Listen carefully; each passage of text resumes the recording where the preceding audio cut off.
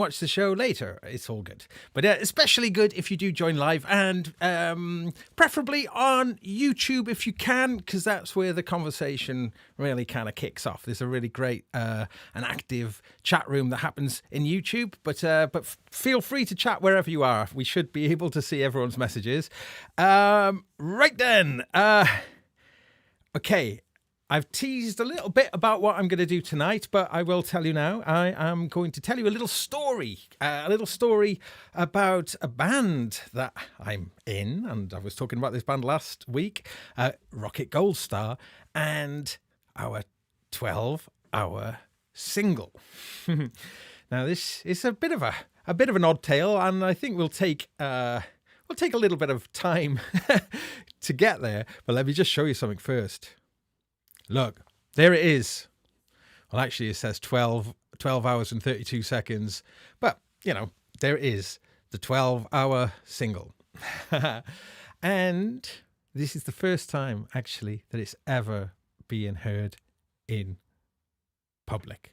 Now, we'll get to that part of the story. First of all, I'm just going to check in with the chat room and say hello. Hello. Okay, really cool. Guys, get your noodle box out on Monday, please, says Mac.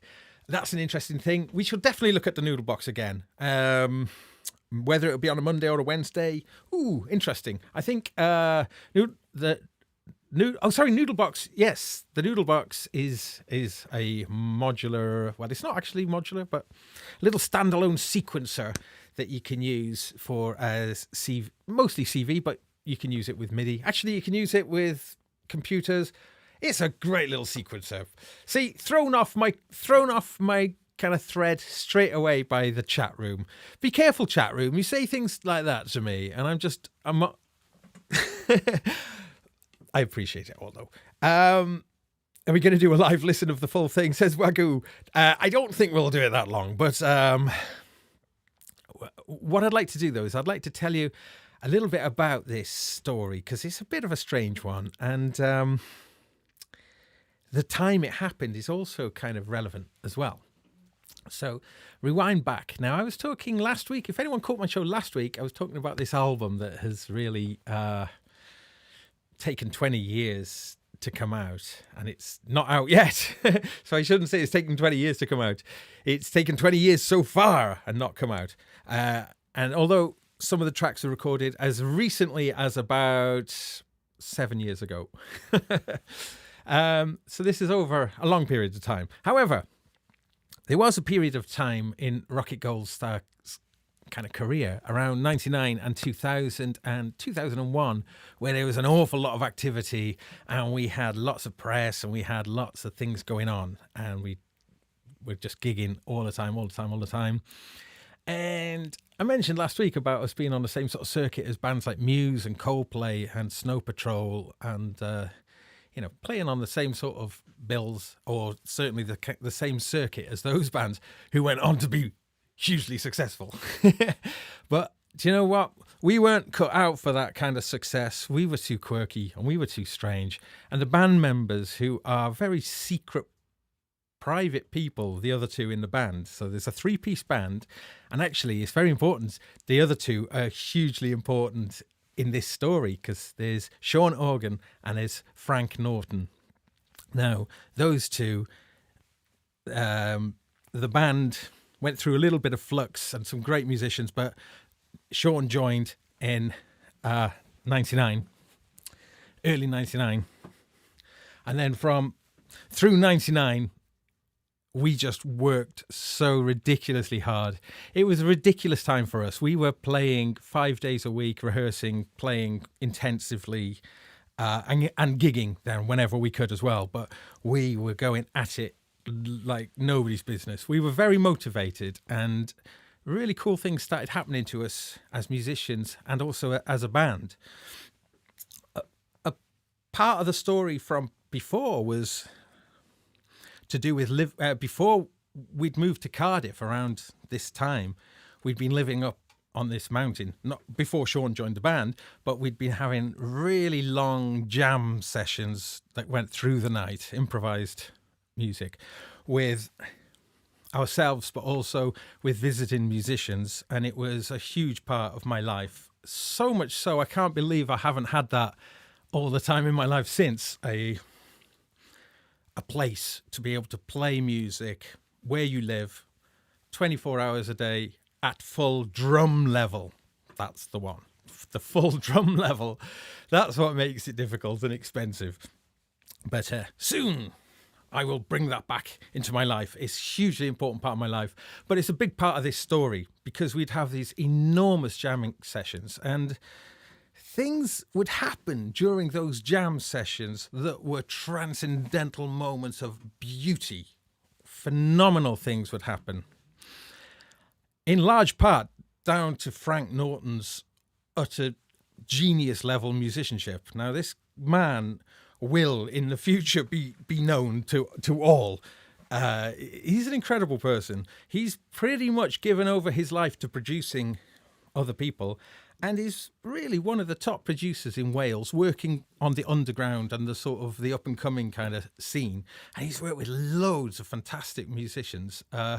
But he's very, very secretive. He doesn't use social media. He has no interest whatsoever in him being a star, shall we say. However, his skills, and when he's on fire, is something to behold.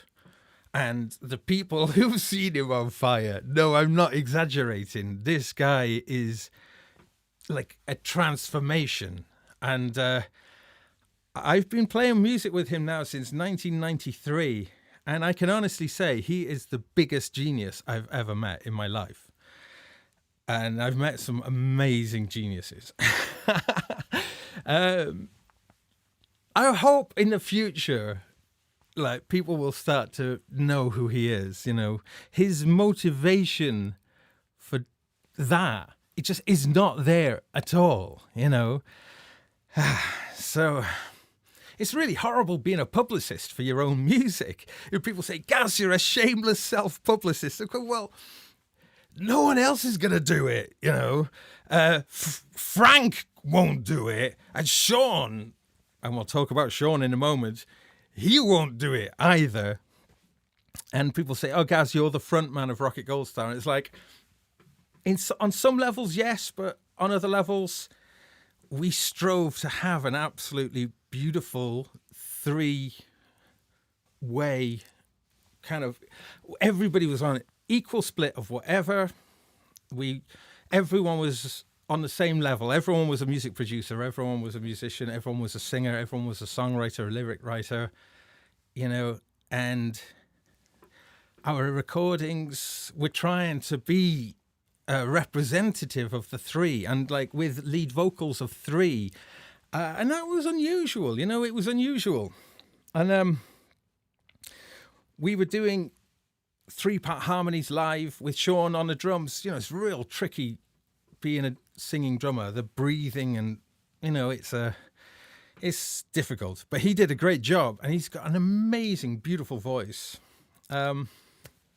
However, all of this is kind of preamble to understanding why we decided to make our first single 12 hours long. Those jamming days, whilst me and Frank were doing that, Sean was doing that and was in a great band called Pod, who were a real, you know, one of the classic underground Welsh bands of the 90s, you know, with some phenomenal, amazing music, you know, all underneath the radar, you know. And back in the 90s, it was hard, you know. The internet was way too early for it to be able to showcase your music like YouTube and the things these days. So the underground existed via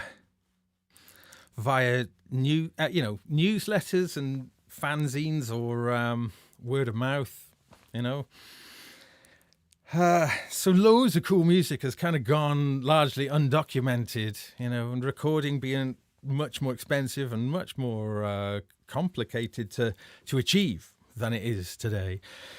So Sean was part of this band, but this wasn't. They weren't an ordinary band. They were a jamming band too, and they would organise proper, really great festivals and put on these amazing all-night parties with jam sessions that went on all night. So we were kindred spirits, and so it came to pass that Sean joined up with me and Frank in 1999, and we both, well, the three of us brought this deep love of pure improvisation into a band context, but like into a band context that you could kind of try and sort of make it with it. You know, we wanted to make it big. You know, I'm not ashamed to say we absolutely did, you know. But I think when I look back at it, it's all so weird. As everyone's path is kind of really weird, I think we just created something that was just a little bit too odd to place, you know. But we had a lot of exposure in Wales, and we had a really good following in Wales, and, you know, a little bit outside of that, but it never really got much more beyond that, you know. I mean, it could have, but things happen, as the stories that we all can share about, the things that never happened. But there were things that did happen, and that's what I'm here to talk about now, because in many ways, this 12-hour single, this thing that we did, was we put our intention to bring that aspect of our lives, you know, almost comically in the center of this thing that we were doing, because there's another part of the story that I need to explain about, which is this new record label that was set up called FF Vinyl. And that label also coincided with a major event that happened in Cardiff in the year 2000, where Radio 1 had their yearly festival that would move around every year, but probably more akin to what the Six Music Festival would be like today. But it was quite a big deal. It was quite a big deal. This all coalesces into a particular period of time that was really exciting, and there was a bunch of movers and shakers in that world that we were all part of, and parties and hanging out together and having a lot of fun.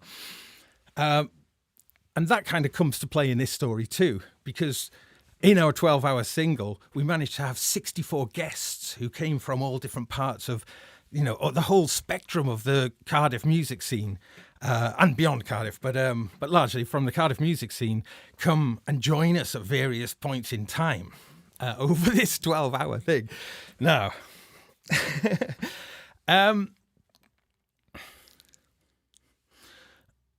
this label that's set up, that also coincides with the radio coming into Cardiff, meant that there was a lot of interest surrounding this new label's first signing.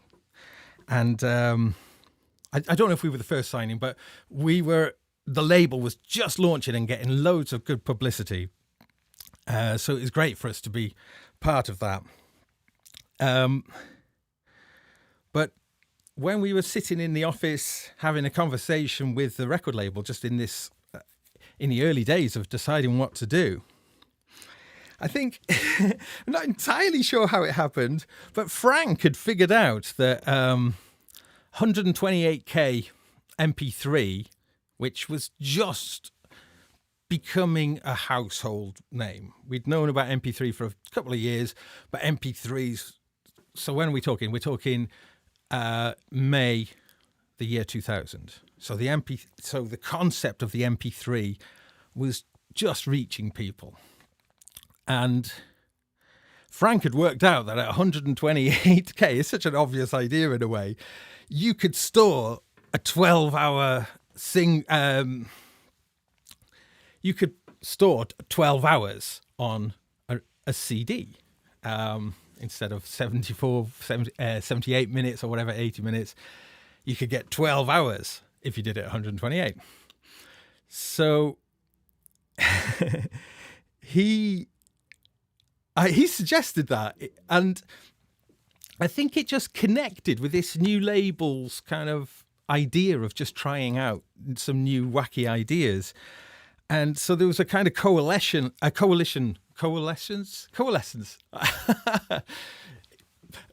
coming together of like-minded people in terms of, let's do something that's different. So Martin, who was part of this record label, was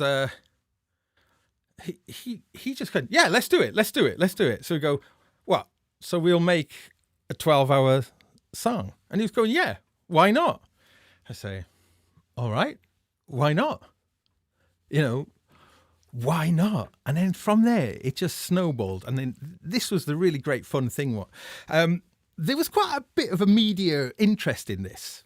So we felt that there was momentum and excitement and energy around it. This was quite a public affair. In fact, there was a journalist from the NME, and the NME was it was a bigger deal there then. It was really important back then. It was maybe just at its waning point of influence, but it was still a big deal.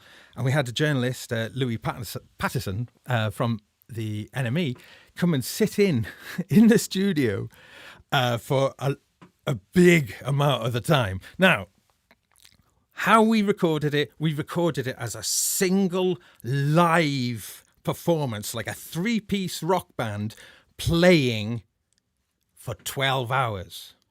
So it was determined that we would start at noon and we would finish at midnight. And so we did it as a special session that would run that time. The technology is relatively simple. It was a proper studio. It was quite a large studio. It was called Warwick Hall in Cardiff. I'm not sure if it's there anymore. They had associated rehearsal rooms, and that's how we came to know them, actually. We were using the rehearsal rooms and things we connected. But it was a decent size, quite a large size. So the band was set up in this studio, but we put as many other instruments in there as we could find. I'm so sad there's no photo documents. I'm sure there must be somewhere. We got on the telly with it. There must be some clips of it banging around somewhere. The NME review is online if anyone wants to go digging for it. Rocketgoldstar, 12-hour single NME. It is there. So it was a reasonable spread, in the NME. So we were like, that was cool. And other press things are seen as minor victories for bands at that stage in their careers, Once you get a bit more successful, that sort of stuff probably always stays semi-important, but is a hell of a lot less important to when you're kind of really hungry for it all. And anyway, so on with the story. So this record label were basically giving us the green light to do this, to play this 12-hour performance that we would record. The technology was relatively simple. We're in this large studio. Everything was mic'd up, and there were loads of extra instruments. I'll talk about the instruments later. Going into the studio, into a big mixing desk, and then it was a live mix that was done straight to DAT. And we had... I think we had a few DATs running at the same time, but they would stagger them as well. So I think they were always having a backup running, if I remember rightly, but I might be wrong. I've only just been 2 DAT players, but and pretty much they would wait for almost an hour and then they would start the next one and then they would swap. So it was 12 DATs. And then Frank was the one who did it. Back then, data and files, it was some undertaking. It's easy to forget about that kind of stuff when you're dealing with 64 meg of system RAM and whatnot. Frank stitched it together and fairly seamlessly, although I've never really listened to it all properly. And therein is something, as we will see. Let me just show everybody. Here it is, the 12-hour single. And, it's here. I will be playing it. I'm teasing you all. I want to get a little bit of drama about this, because it was, when it came to it, when we went to record it, there was press there. There were lots of people. The studio was, the control room was always busy.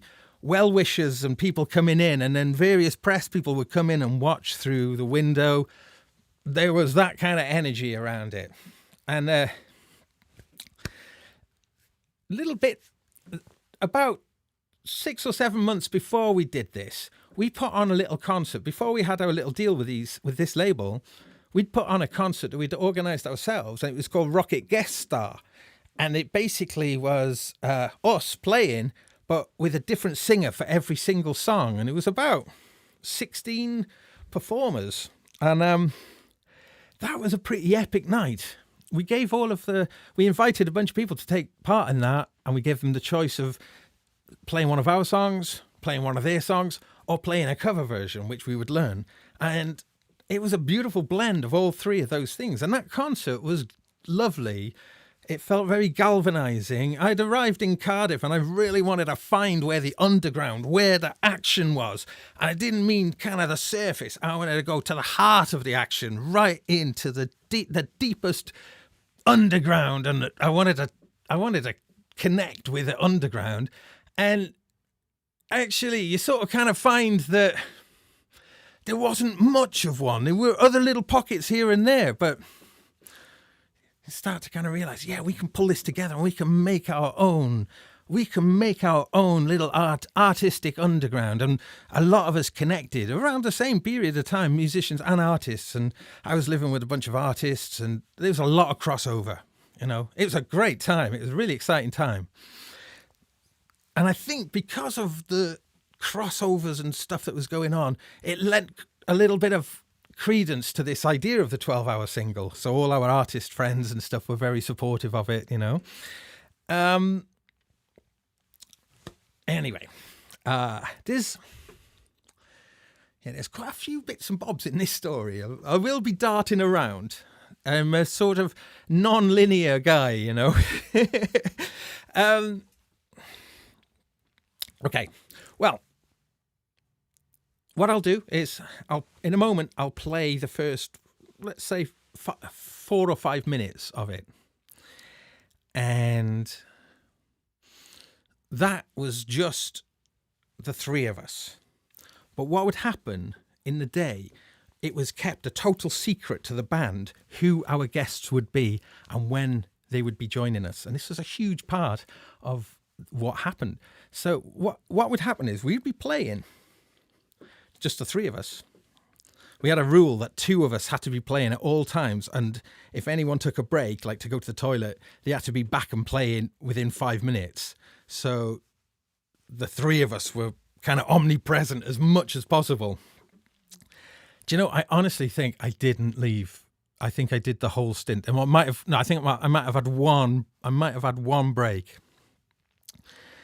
But I found it really riveting the whole day. It was, and this is a bizarre thing. And here it is, you know, so we can have a look at it in a moment. But this little detail I really want to sort of emphasize in a way was we didn't know who was going to be joining us or when. What would happen from the control room, they would hold up a sign that said Rocketgoldstar, which was a nod to the concert I just mentioned.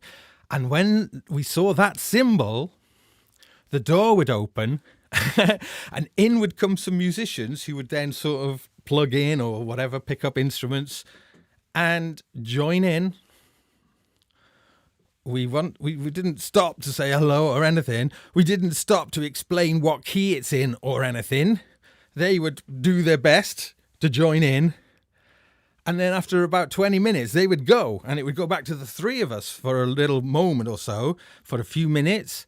And then Rocketgoldstar sign would come back in, and then someone else would come in, or a band, or an entire band would come in to the room, you know?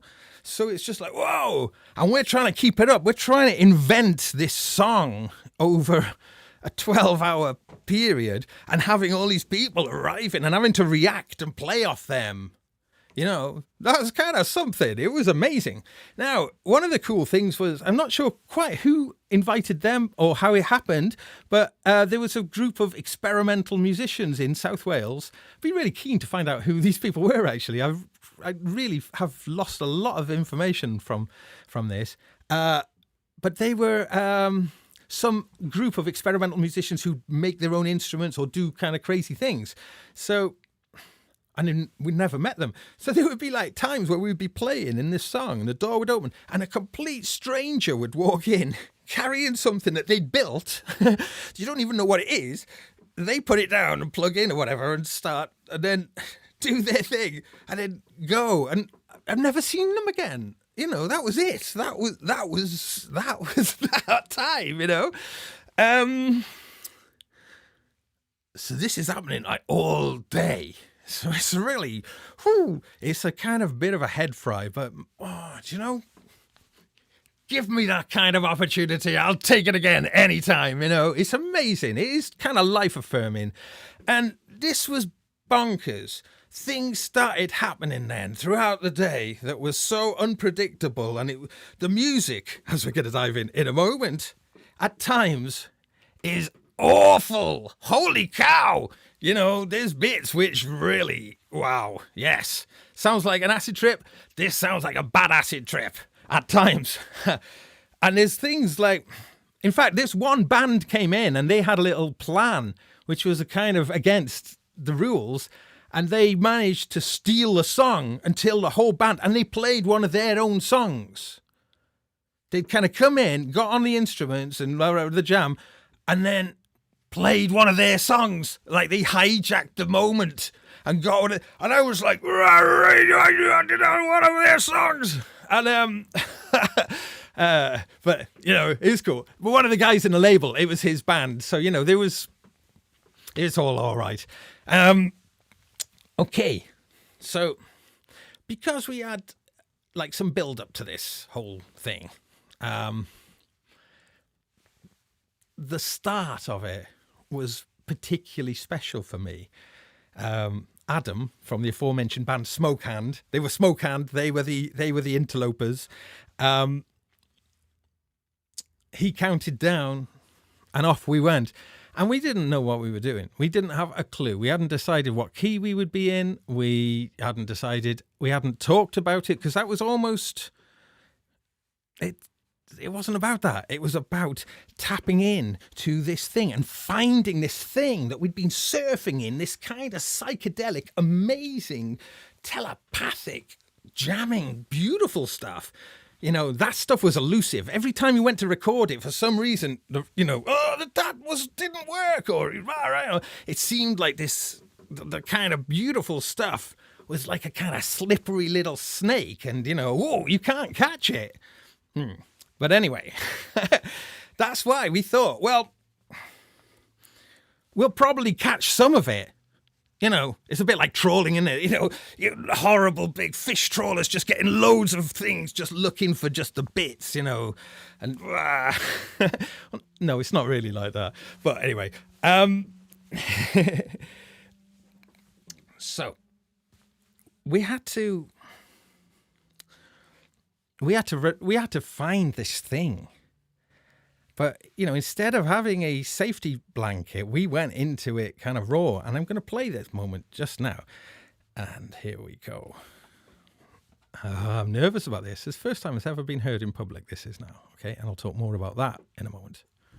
10, 9, 8, 7, 6, 5, 4, 3, 2, 1. Here we go.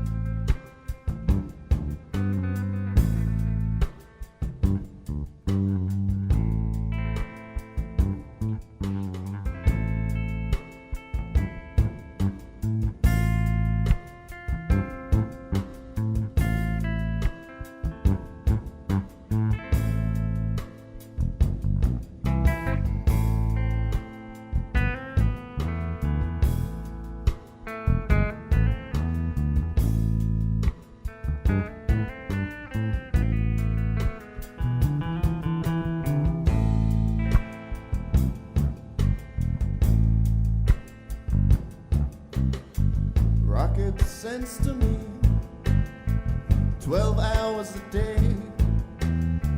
Least time gon' go away. Socket says to me 12 hours a day makes time go away. Roll on sleep.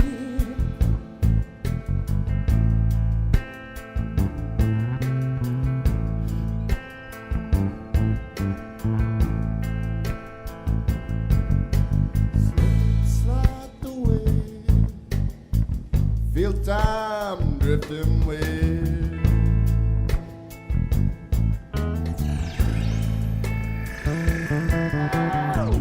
This time I know. Feel time I need my show.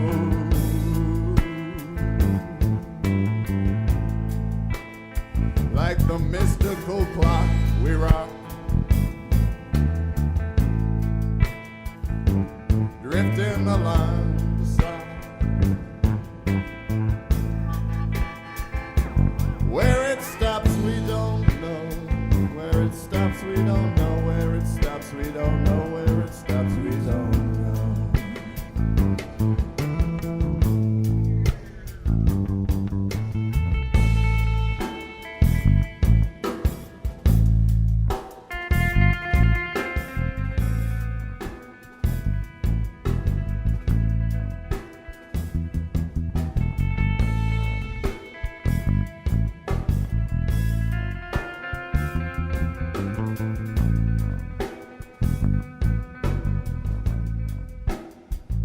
Like clouds through the sky, we fly, least of my mind.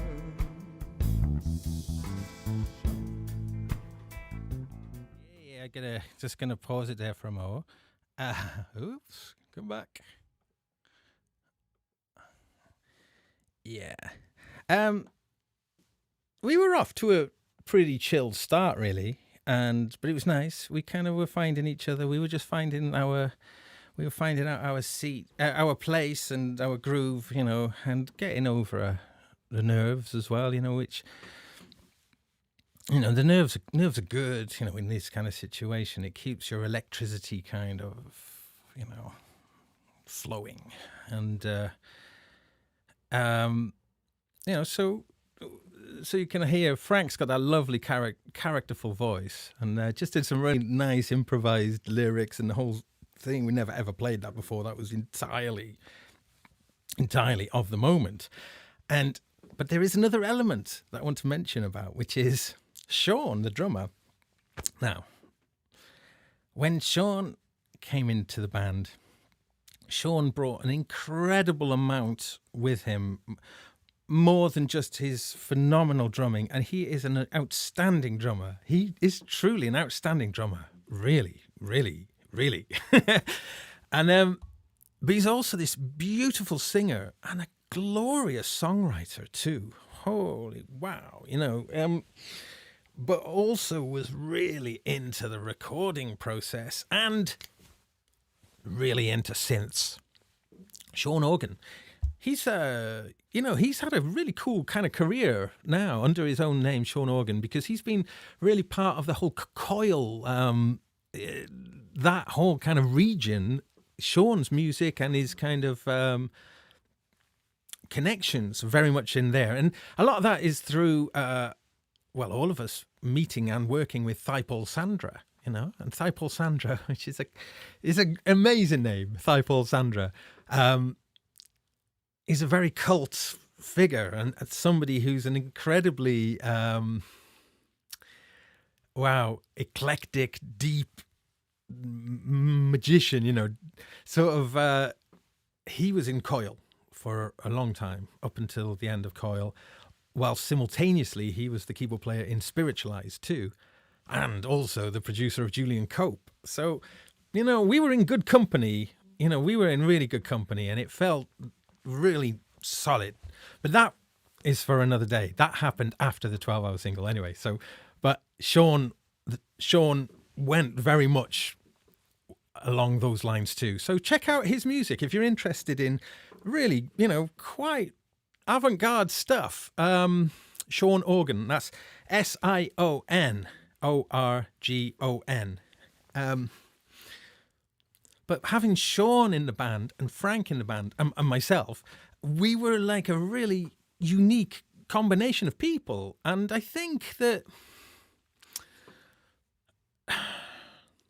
in some ways, that has also been our undoing, because it sort of kind of loads it all up with potential, and then that makes it sort of a bit weightier than being kind of going into things kind of lightweight. However, again, I'm moving forward in time. I'm going to come back into May the 1st, the year 2000, May the 1st. So the song is called Mayday, Mayday. And so it's really nice to see who's in the chat room, but I'm trying not to look too much because it throws me off like nobody's business. I did see that Shay had asked me which bass I was playing. Was I playing my JD? No, my JD had gone by that point. That was a JD Supernatural. Jason Jervis in the chat room. Jason, I bought it off Jason. No, what bass was it? I think it might have been a Fender Precision bass, or it was an Aria SB 1000. Oh, my fretless, the Ibanez Musician. It might have been a bunch of them actually. I think, and I think we might have had a Stingray 5 fretless there as well. Belonged to our manager. Okay, so I mentioned that people came along and joined in at different times, and I don't know when they are going to do it. So I'm going to do it in a moment. What I'd like to do, don't give me times yet. I'm going to ask if at a particular point in time, I'm going to make a kind of and then whoever's time comes up first, I'll go to that precise bit in the 12-hour single and we'll see what is going on. Okay?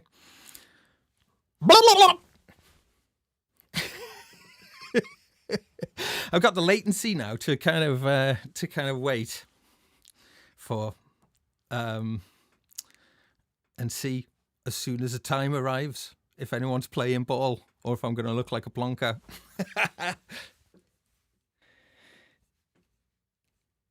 I'm still waiting. I can't. Oh, look, here they come. 4:42.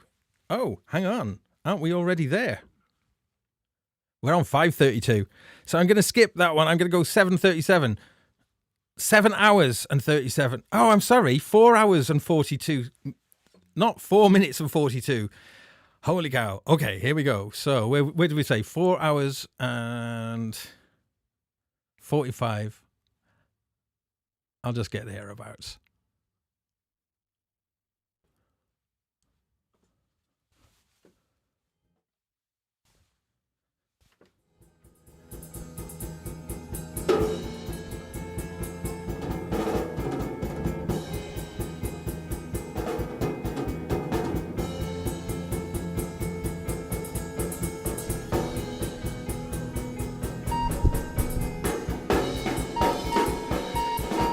Some random peeping.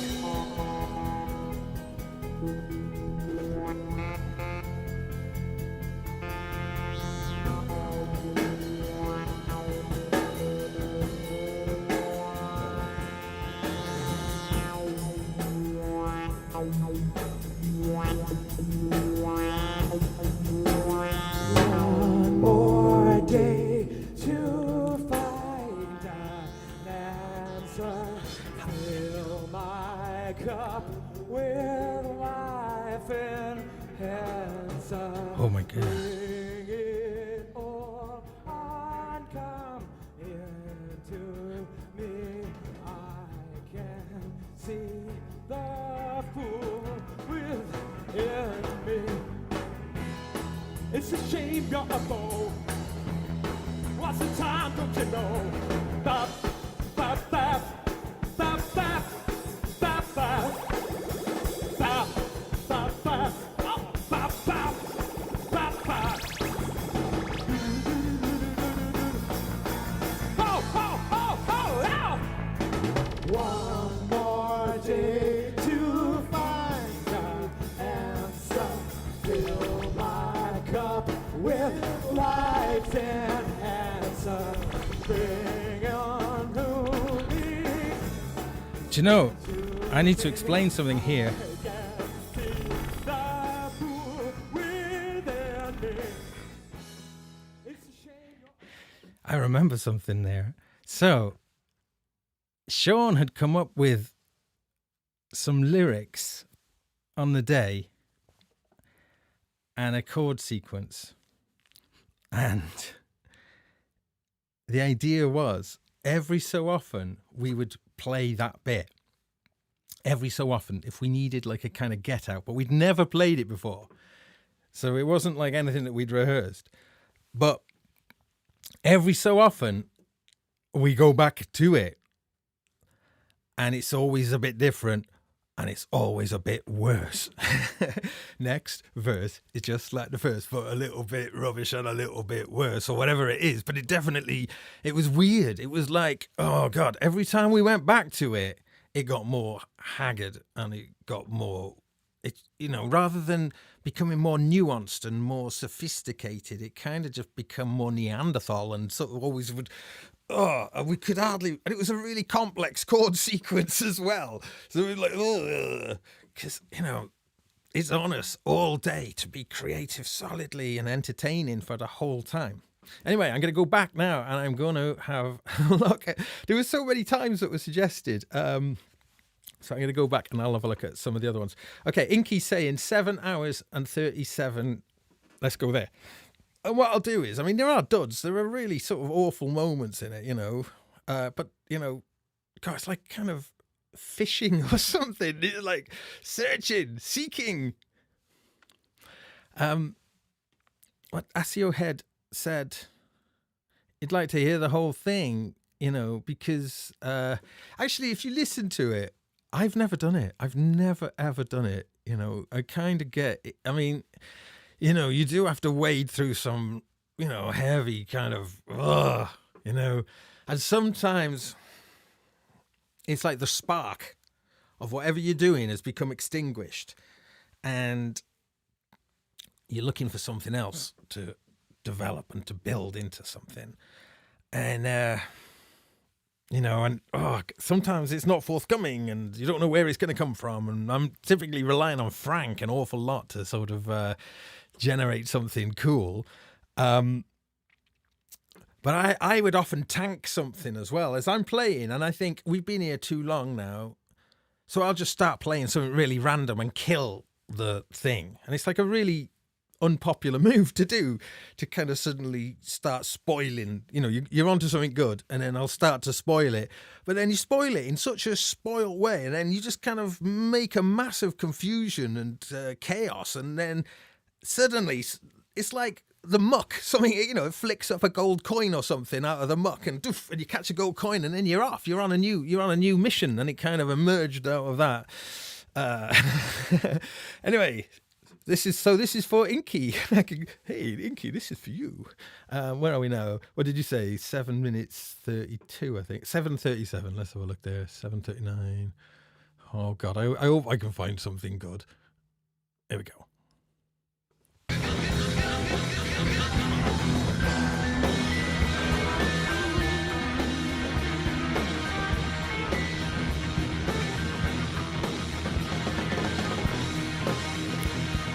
Two drummers. I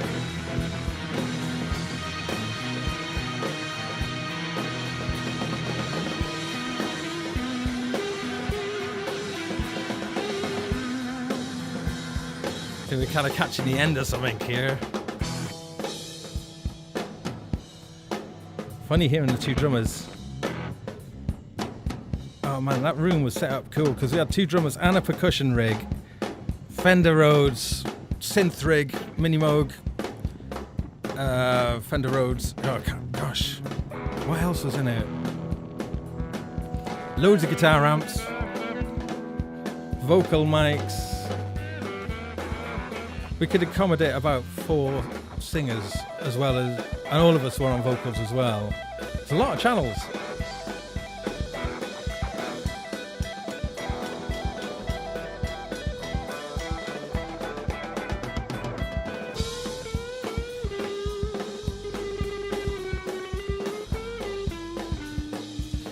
That I don't know. I'm trying to recognize who that's on guitar. It'd probably been a good idea if I'd had a list. It's a mystery to me.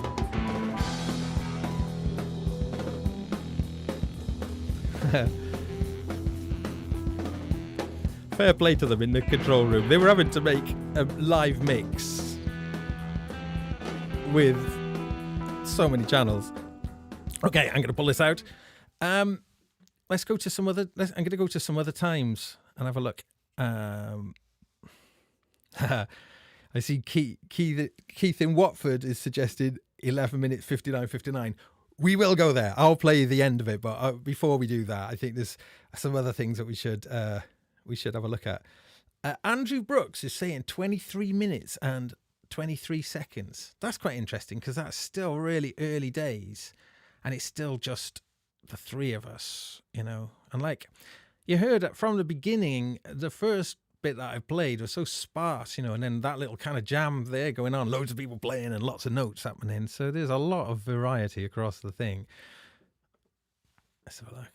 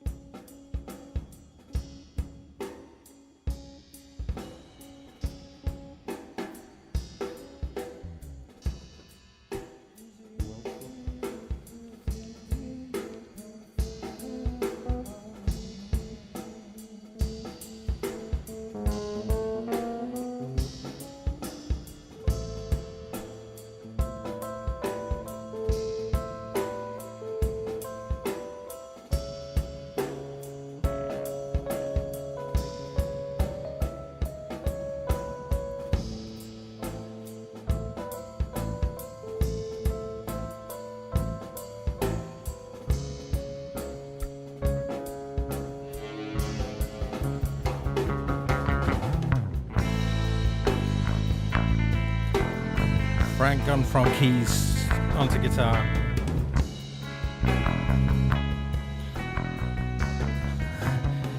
Pull my level down.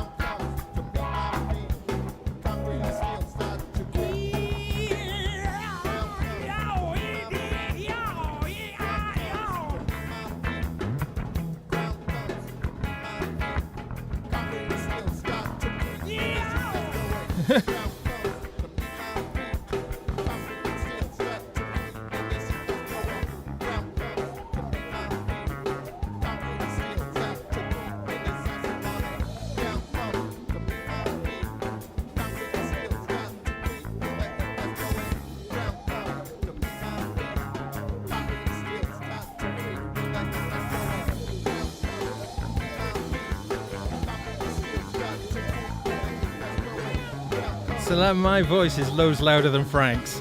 So like, who's doing a Freddie Mercury? Well, I wish, but yeah. And I'm pretty wayward with pitch, so warnings.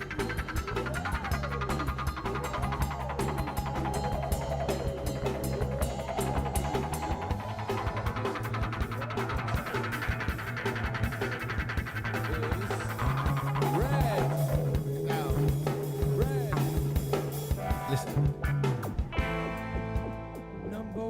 Listen to this. Scarlet red. Number one is scarlet red. Ah, we found one. We found one. Number one. Number one is scarlet This is red. Sean and Frank.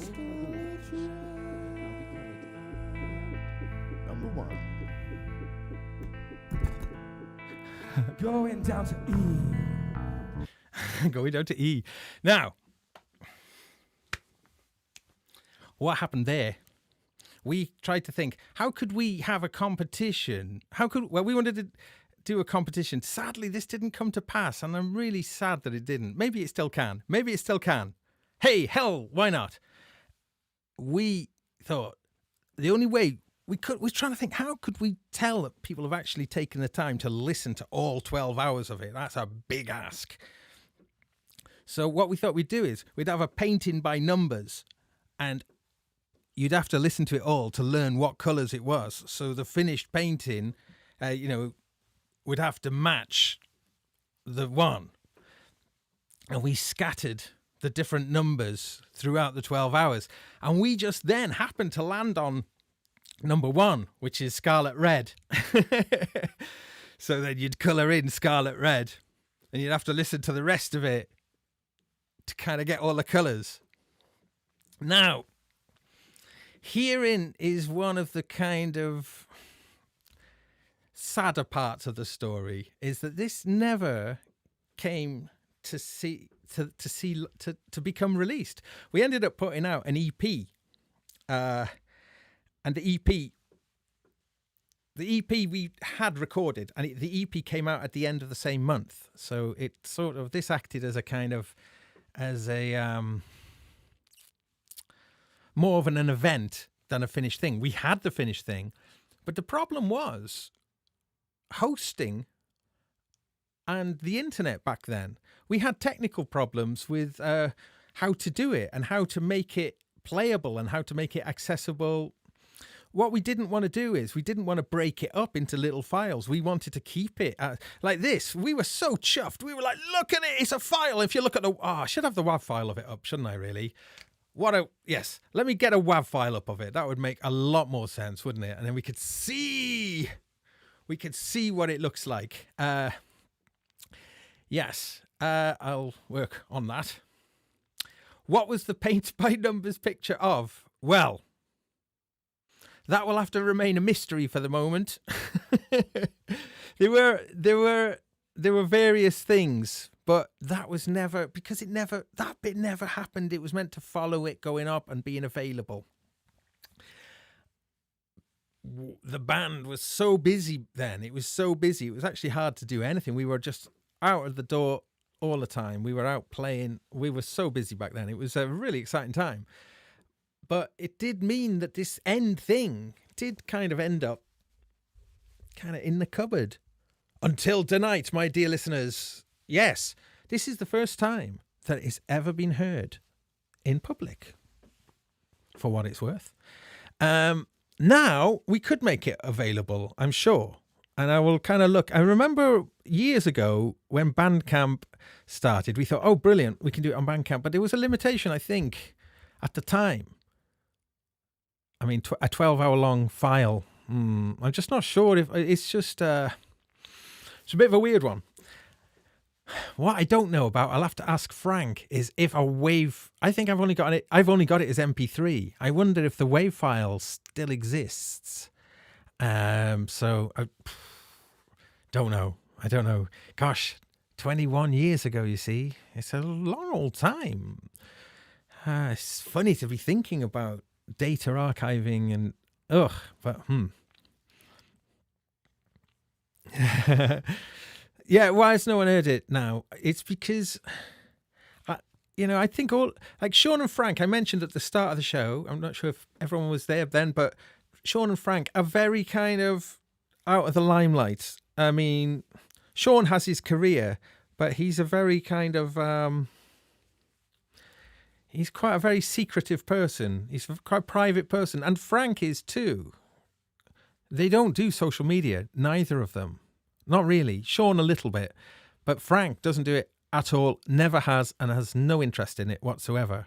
He is elusive. And he is, he's a very kind of,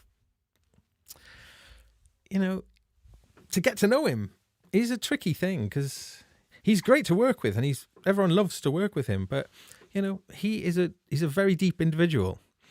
And I'm hoping that more of Frank's and Sean's and mine, although I guess a lot of you are familiar with me, personalities will become apparent through this. So, yeah, I mean, so I'm playing and singing, so my voice is ragged and I kind of get passionate and I do lose a lot of control of pitch. Sort of, and Frank, on the other hand, he's pitching is really good and Sean's as well, but they kind of stay much more within their kind of comfort zone. And I'm kind of all over the place. Anyway, I'm going to jump to another. Wagyu saying, I guess 12 hour of 128K MP3 would be about 720 megabytes. And that was it. You see, that's what this was. I don't think there was CD players then, or they might have been CD players that could play MP3s. I think they might have just started coming out around then. I think they did, yes. But yeah, we were just a little bit too ahead of the curve with things, And a lot of Rocketgoldstar's kind of glory days isn't really documented on the internet. A lot of the press, it was a different era, it's social media, and that had not started in the way that it is today. So a lot of print media just went. There is bits and bobs around, but not very much. So, I'd love to find stuff. I'd love to find out if there are any photos of the event, and I'm sure, I seem to remember we had photos being taken. Where are they now? Who knows? 21 years ago. Yeah. Anyway, so this is the kind of gist of it. I hope this is interesting. I mean, this is so gloriously self-indulgent for me to talk about this stuff to you. So I'm really grateful for for the opportunity to do that. So, because I'm probably the biggest fan that my band has ever had. My mum, bless her, who I lost recently, she was such a loyal fan too. Even though we were doing bonkers stuff that she could barely understand, she stood by me. Yeah, but this 12-hour single, we called it a 12-hour single, and it was just like, it was a fun, ultimately it was a fun thing to do. It was something that we did that was part of our personal culture, this underground music culture that we were so plugged into. We wanted to bring that with us, because we did some pop music and we got onto the television quite a bit at the time, and National Radio 1, which was a big deal back then, and played a bunch of sessions at Maida Vale. Maida Vale, I could get the Maida Vale recordings up sometime to play for everybody, because one of the things that was really amazing was one of our managers was really good friends with a guy who worked as a music producer at Radio 1. So through that contact, it meant that we could go and do when they had sort of empty, well, it's hardly empty periods, but maybe a band had cancelled, or we could often get time to go in and do sort of and do some playing, do some recording with the wonderful engineers at Maida Vale. And we did sessions, we did official sessions with them, but we would also go and do unofficial sessions, and we've got those recordings, and they sound really cool. There's a very distinctive sound when a band records at Maida Vale. Now, I'm just going to soapbox very shortly about Maida Vale. I'm really upset about what's happening to this beautiful, legendary recording studio. I think it's an absolute shame. Basically, it's been part of the BBC since the 1930s. It's an old converted ice rink, and it is steeped in history, and the Beatles at the BBC and all of this stuff all happened at Maida Vale. Anyway, in all of this business, money first, culture can go and, whatever. They've sold it now, or it's being sold off for real estate, because it's in this very wealthy, because London has just become this ridiculous wealth pit, that does not see culture, just treads all over it, and Maida Vale, it should be protected as our national heritage. It's an absolute disgrace, and it's sadly typical of a lot of this kind of assault against proper art and culture that we're suffering from, sadly, in Britain at the moment. We've had the biggest slap in the face from the government over a number of things, the whole retraining as, the Fatima, the ballerina, the rejection of the EU visa for musicians.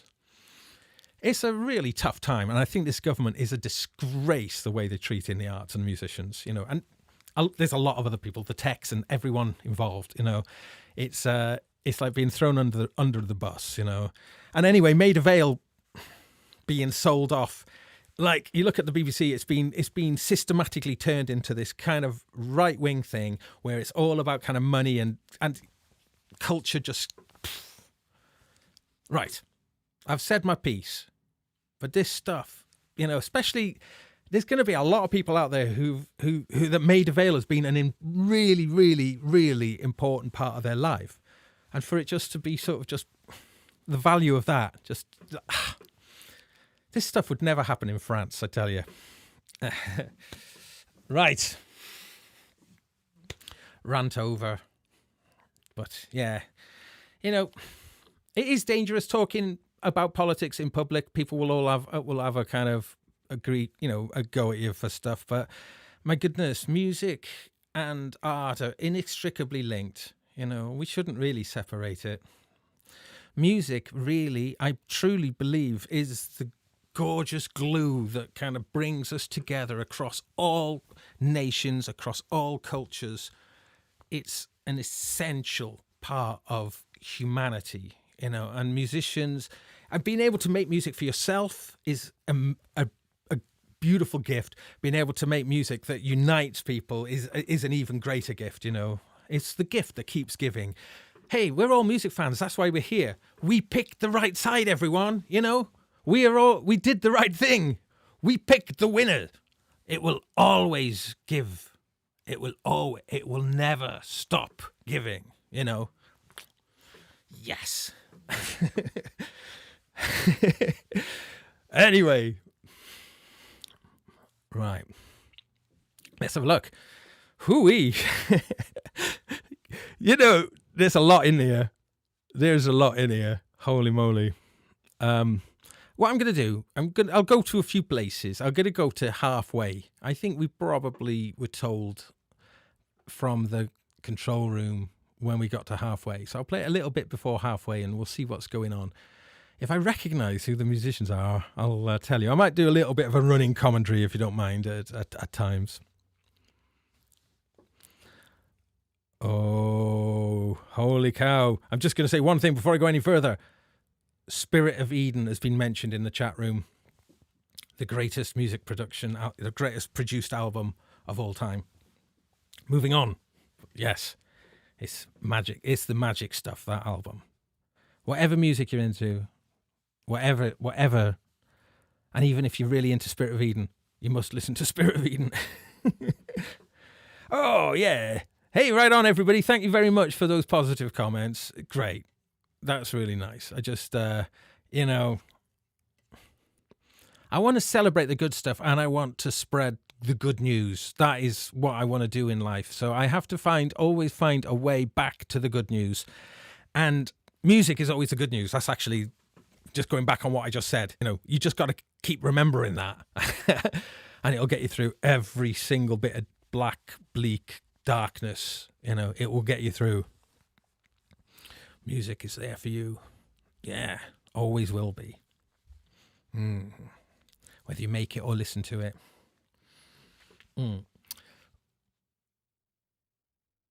Oh, Native VS is saying it's been listed last year, but it did get listed. Oh, I see what it got listed.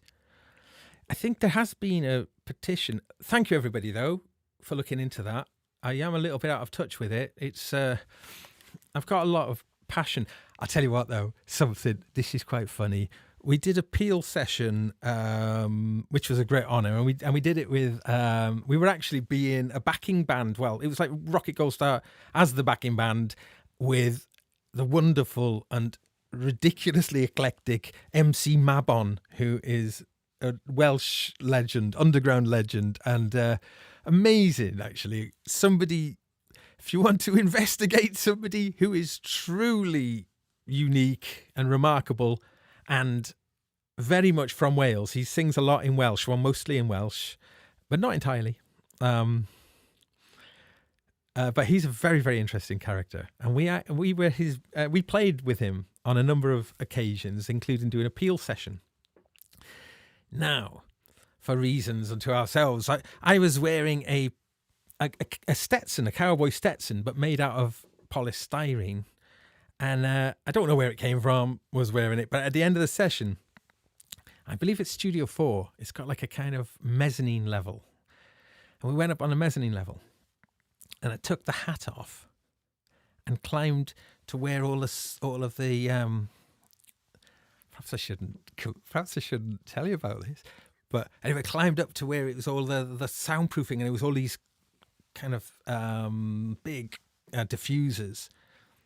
And I hid the polystyrene cowboy hat in a really, really difficult place. Like, we thought it's only until they kind of have to do a refit of this place that they'll find this cowboy Stetson. So there's a thing. If anyone who happens to be working on the renovation, hopefully not. Let's hope that Maida Vale gets saved. That would be an amazing thing, you know. It would be a recognition that the culture, that recent, you know, and it's not necessarily recent, but 20th century, you know, mid-20th century onwards, well, no, early mid-20th century onwards, culture is valuable, you know. Like, if you think your Churchill statue is valuable, you know, Maida Vale is super valuable, you know. Right. I'm going to play. Here we are. So we are at 5 minutes 52. Okay. The English National Opera is selling off the old Decca studios. Well, gosh. Yeah. Anyway. Right. Moving into positive and up energy now. Thank you, everyone, for coming on a little bit of a gripe-a-thon. But we are good, and we are in the music zone, and we are at 5 hours and 52 minutes. Well, I might skip it on just a little bit from here. Well, let's see what's happening. It was late one night, took the bus one night, right before my sight, took out the light, oh what a night. Yeah, it was late one night, took the bus one night, right before my sight, took out the light, oh what a night. He looked like a typical psycho,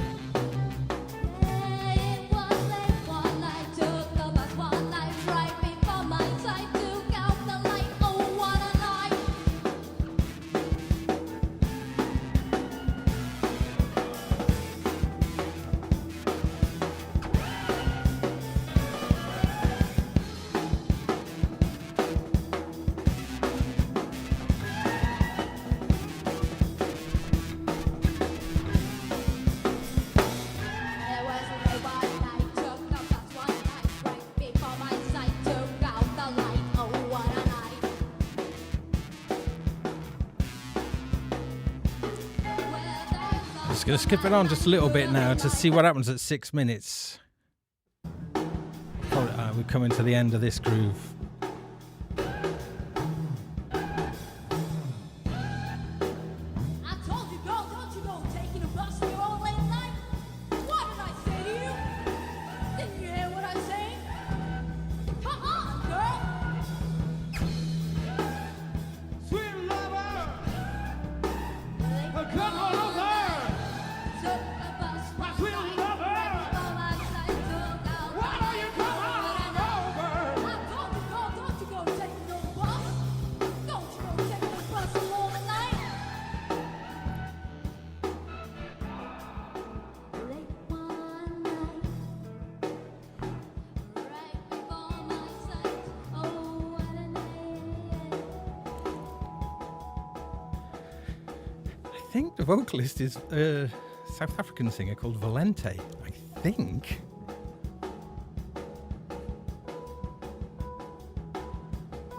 Sean's a great drummer. But this sounds like a searching section now, where we kind of what we've been on has kind of run its course a little bit, and we'll start seeking for something else. Frank typically really steps up at these times.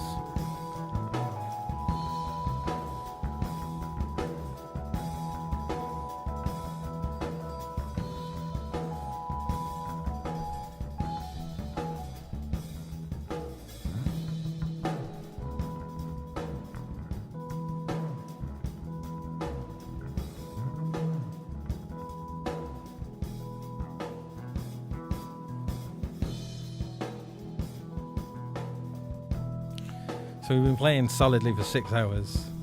6 hours and 1 minute, 2 minutes. So we've definitely got certain fallback kind of grooves that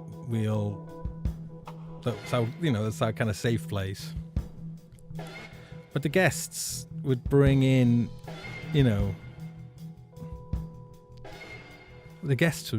interesting things.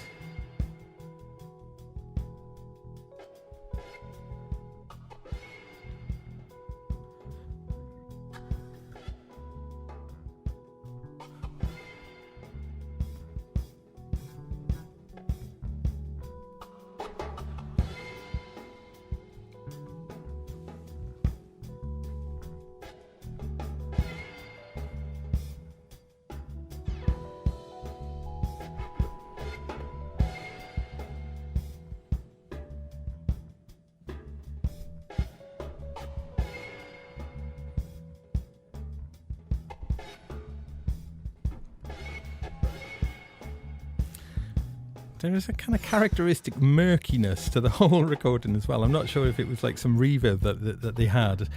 I think it is some sort of reverb that they had in the studio. It was a pretty low budget studio. Yeah, it was a nice, but it wasn't like a really kind of posh studio. So it's, I think it was a Soundcraft Ghost. I think the main console was, which is a nice console, but it's not Neve or SSL kind of territory. Yeah, a real turntable. Michael B's asking, were there community instruments waiting to be played, or did everyone have to bring an axe? It was a combination. We had a lot of community instruments. Yeah, so we had like 2 different keyboard setups. We had 2 drum kits. We had a percussion setup. We had typically bass would be like the only time. There was definitely times with 2 basses as well. So we must have had 2 bass amps. We had quite a few guitar amps, and we also had acoustic guitars. I think we had nylon, and so we had instruments as well that people could use. But lots of people brought their instruments as well, so it's a bit of a nightmare for the guys in the control room. It's intense. It was intense for them too.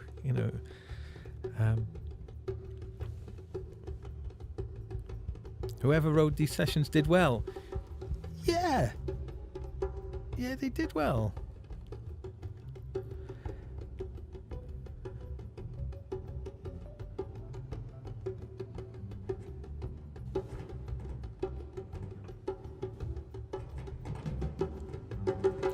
But had the song that I mentioned earlier that Sean had kind of brought. Damn, it will come up now and again. It is potentially a really good song. I don't think we ever played it that well during the day. But I think I might move to a different time now. I feel we've kind of in a sort of, you know, a lot of these like kind of questing times, you know. I can see I'm trying to come up with a little sort of chord shape here. Typically what I would do is I would kind of maybe kind of come up with some sort of shape, and then I would gesture to Frank. He would kind of clock a little bit what I'm doing, and then he would sort of elaborate on it and do the good stuff. So I wonder what...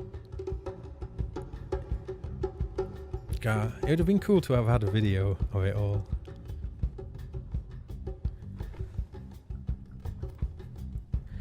The horse valser saying, are we reacting to the guests? Chill out, then ramp it up as you see the reactions. Yeah, totally. You know, so it was yeah, it was definitely that, you know. 10 hours and 10 minutes and 10 seconds, so 10 has just been suggested. So let's jump there. 10. I'll go roughly there about.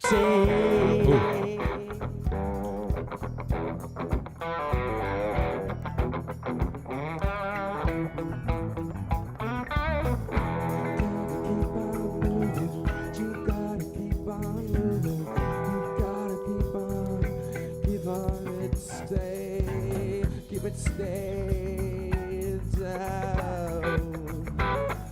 Keep it stay. Mix sounds so different here.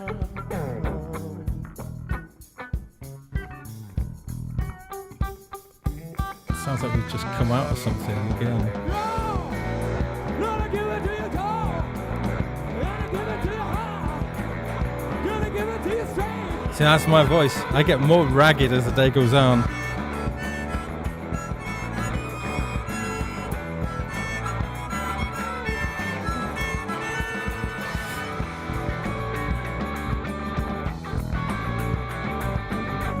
Mix is odd.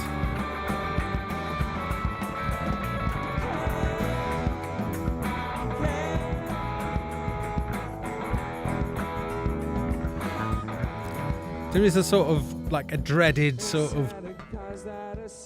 Oh, hang on, let's see what's going here.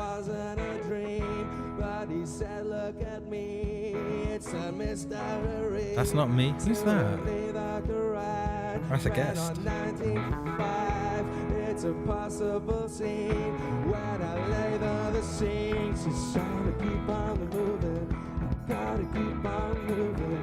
You gotta keep on moving. It's the time. It's the time. It's the time. It's the time. It's the time.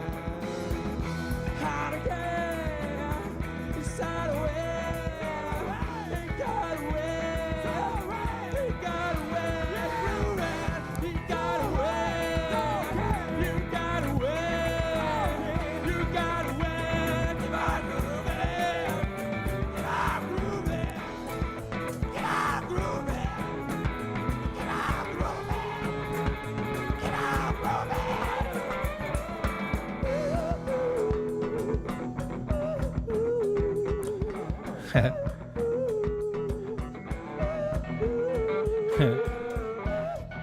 So, like, you know, jamming, as everyone probably knows who's done it, the jamming, you know, is sort of, there is the kind of generic funk in E, or like a generic blues. There is a sort of generic kind of jam and mush. And the more musicians who are playing, there's a kind of just a comfortable place that's easy to do, you know. And I've been at so many parties where, you know, oh, it's that song again.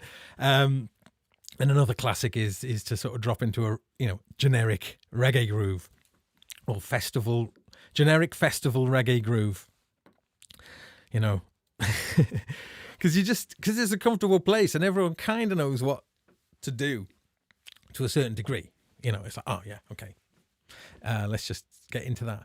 But we were always trying to, like, when I'm talking about we, Frank, Sean, and myself, we were always trying to tank that sort of stuff. We didn't ever want to kind of fall into cliched stuff. I mean, we absolutely do stray through lots of cliches, but we were trying to avoid it. So, jamming, generic jamming. Yeah. Okay, I'm thinking if anybody suggests a time, next suggestion I will put up. In excess on Manic Street Preachers. Yeah, it could be a bit like that.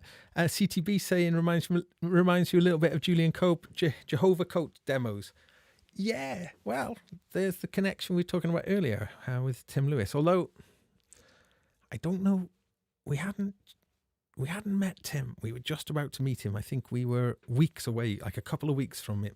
11:59 Cold Storage has said, I will do that. But Wagyu, 7 hours and 6 minutes. Let's do that. 7 hours and 6. See, so we've been at it 7 hours and 6 minutes. Okay. I don't want to bore you all with this, so I won't do too much of it tonight. But it has been super joyful for me to talk about it. And I really thank you so much for joining me on this little chatteroo. Let's see what's happening.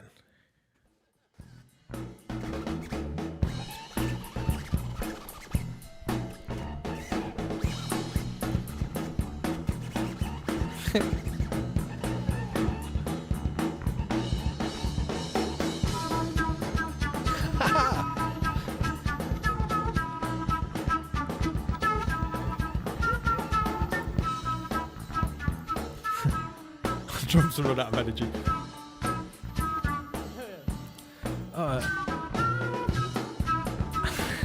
Come on, Jethro Tull.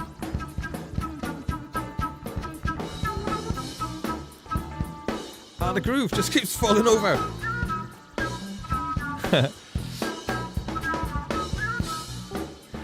He wants to go double time and it's...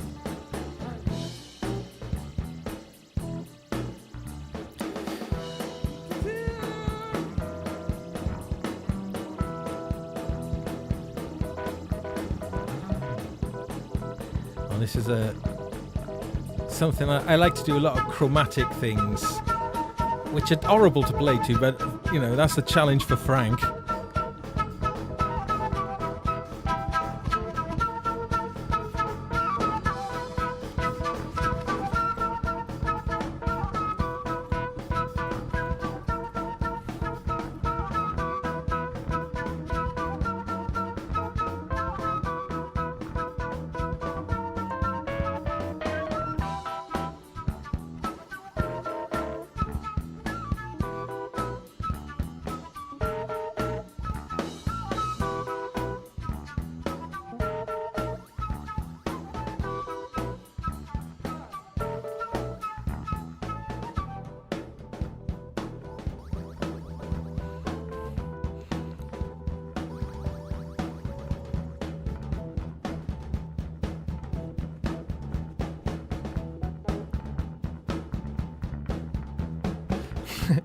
Fibonacci timestamp 8 hours 13 minutes and 21. We'll go there now.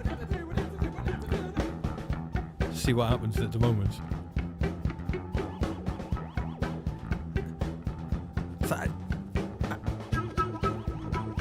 I do that nasty chromatic thing to throw the players.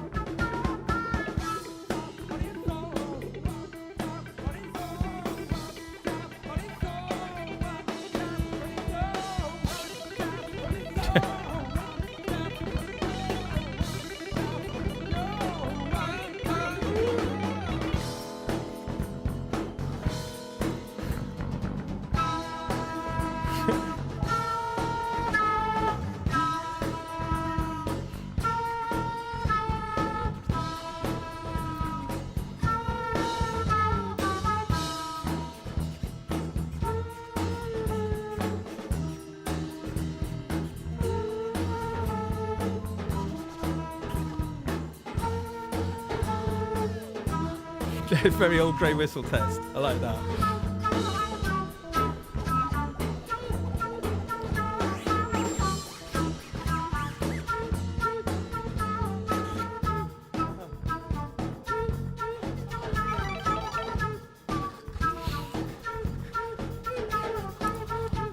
I believe it's the great Rohan Tari who's on flute, who actually, it was his studio, it was his kit, it was his kind of, he was running the control room at the time.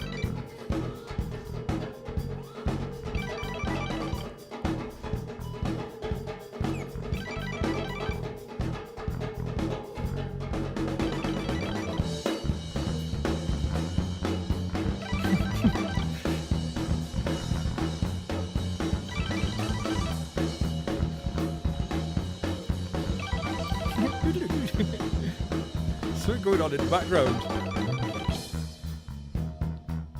Okay, I think it's log falling. I'm going to pull out there. I'm going to go to this Fibonacci time sequence because I like that idea. Where was that again? I should know that. 8, 13, 21.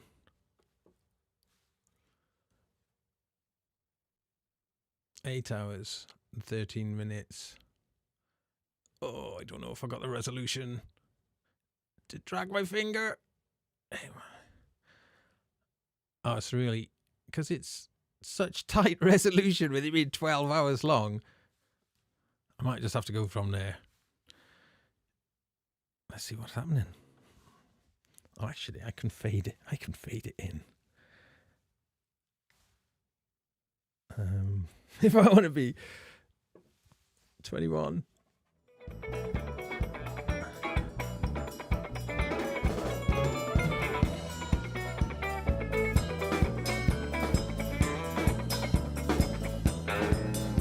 Sounds like, what is that? Well, pop music.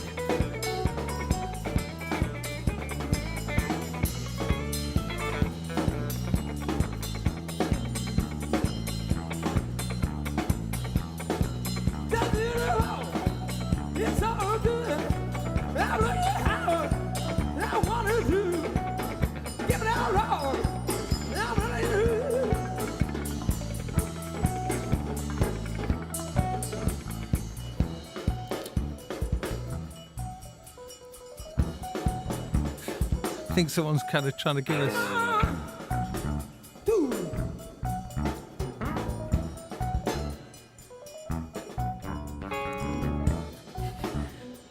Let's get the keys up in the mix, guys.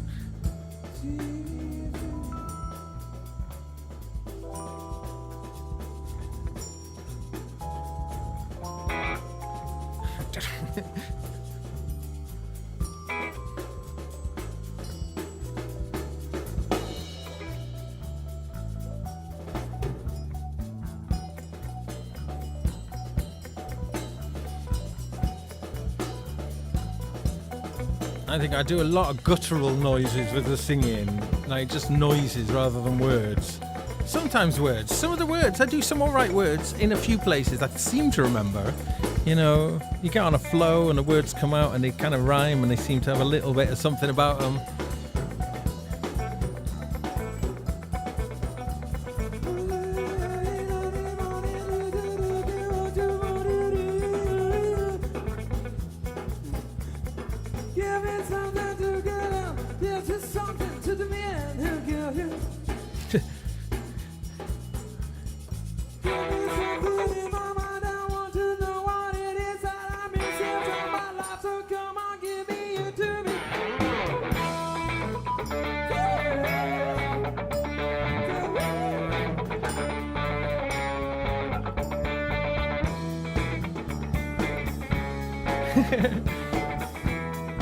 Righty, cowboy, come on!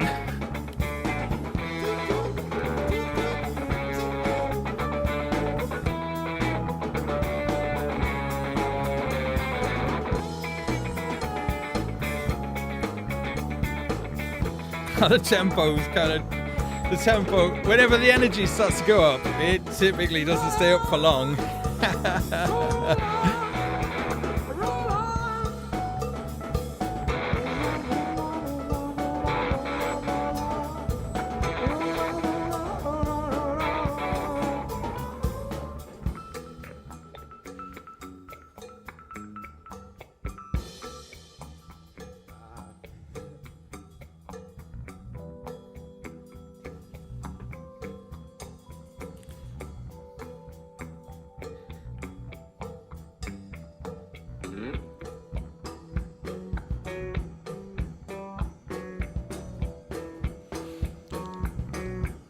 Someone's in with us. There's the three of us. There's definitely another musician in there on the keys. Trying to work out who it is, maybe. Maybe the guitar. No, I think that's Frank on guitar.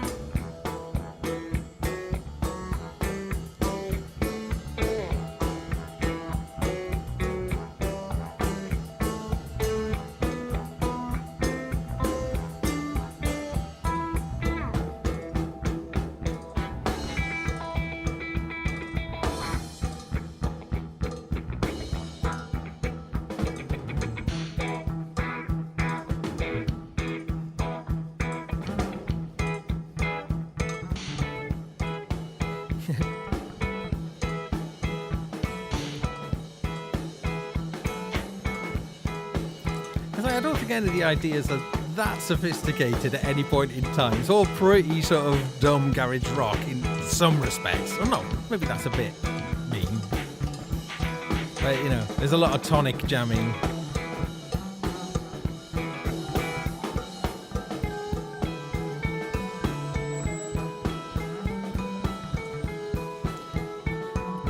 It's quite nice though.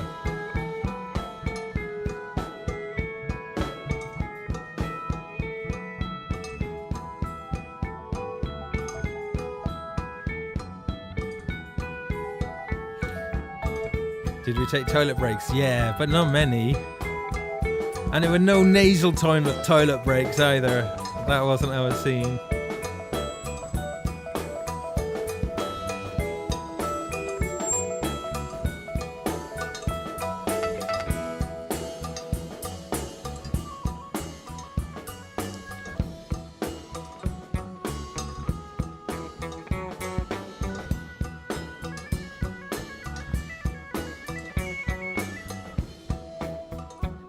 Yeah, it was just 2-track mixed live.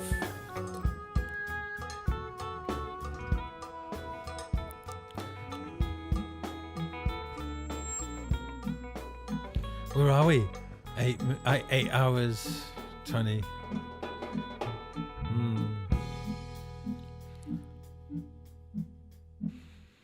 Well, I'm looking at the time. I wonder how long to go on for tonight. I don't want to overstay my welcome. But I definitely want to play you the end bit as well, because it's funny.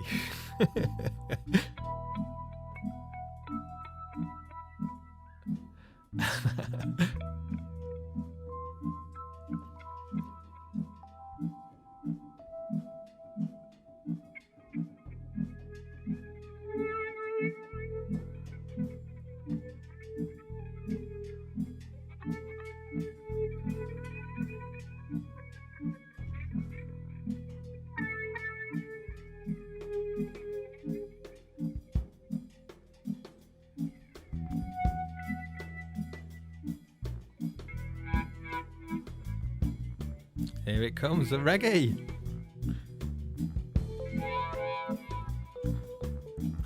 That's actually like the first groove in the whole thing, a little bit. Thanks, Wagyu, you're awesome.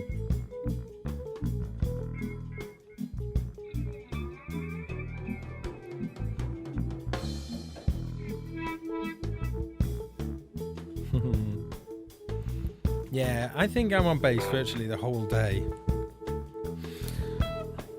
It was my kind of happy place. But I do a lot of singing and playing and, you know, as well.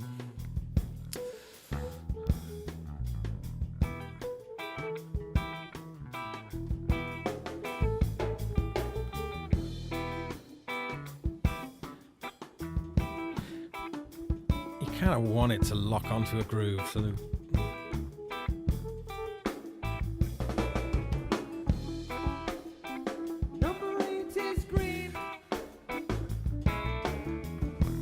did you hear that? Number 8 is green. Let's say it again then. Number 8 is green. We found another one. Number 8 is green. Looking mean.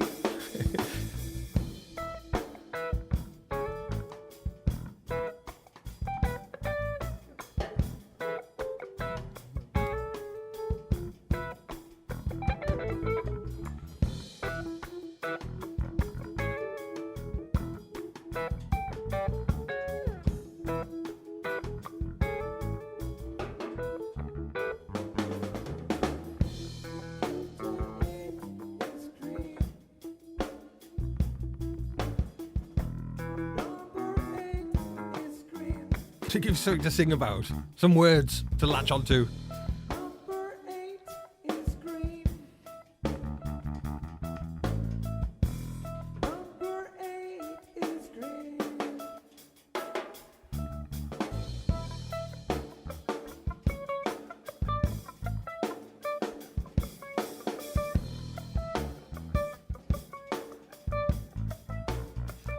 It's nice it's come back to the three of us as well. So every time it would go back to the three of us, it was just nice to have the space of the three of us to just enjoy the space a bit, you know.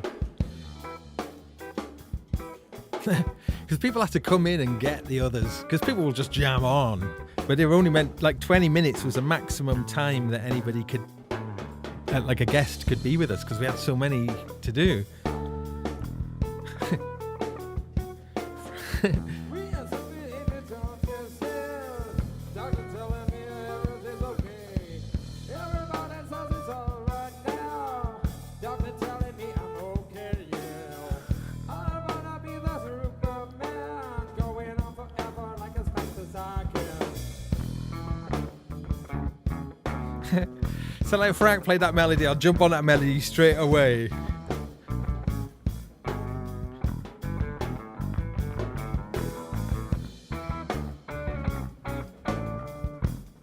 Follow-up album, 24-hour single.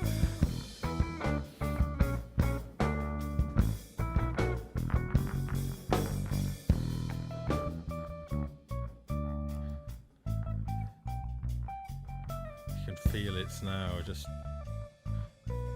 Oh yeah, we never wanted it to stop, you see, so you had to try and keep it going. Yeah, all ad-libbed lyrics, yeah, except for the song that Sean, the drummer, had written. And we had those lyrics written on a board.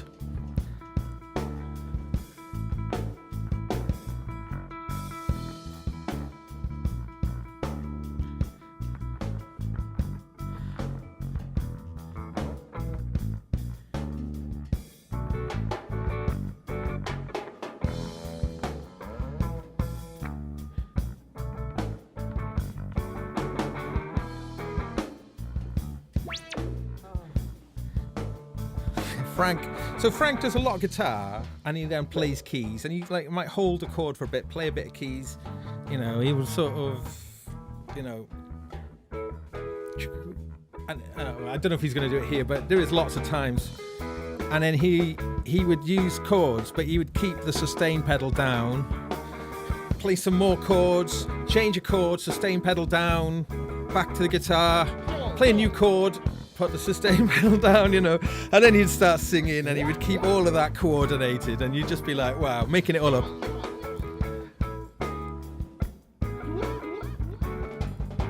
What we're listening to is a 128k MP3.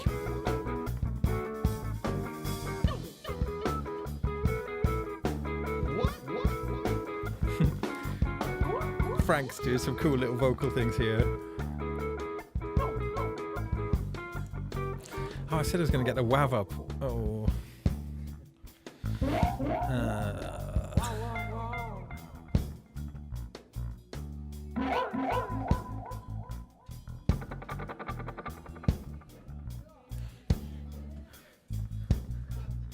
Hey, look, the mics are picking up. You can hear people coming into the room.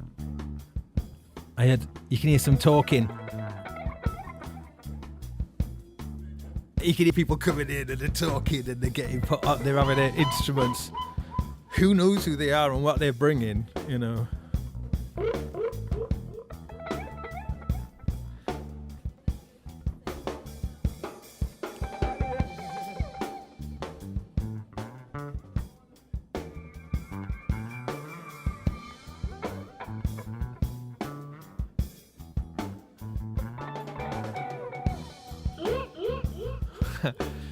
So I tell you what, we'll hang on to this one for a moment, just until the new people put their stamp on what's going on.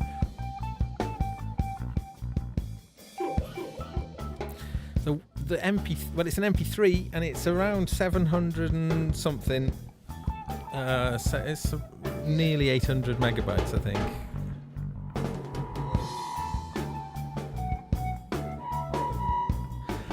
Oh, you know, People. I think some different people came in to the mixing desk at different times, and some people did. People.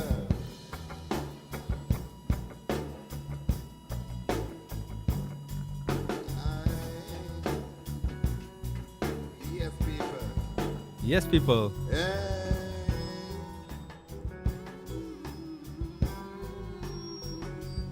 Is this MC Ruben joining us, maybe? Okay. Forever. He's got a nice voice.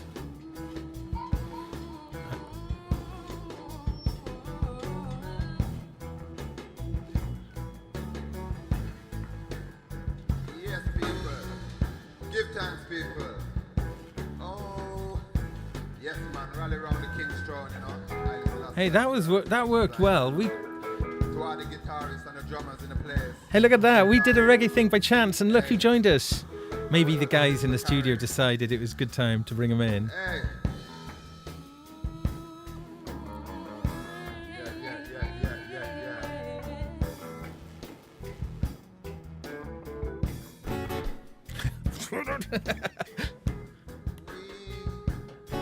Got to seek selection. Oh, yes. We are for the right direction. Join up on the. Some people are asking that they want copies of this or whatever. Come join up the Discord, I reckon. Let's start that as a conversation in Discord, and then I'm sure that's a way we can kind of share that. Yeah. Yeah, yeah. People.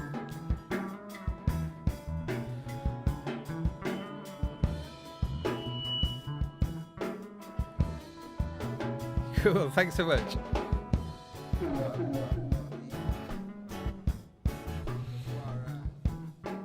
Hey.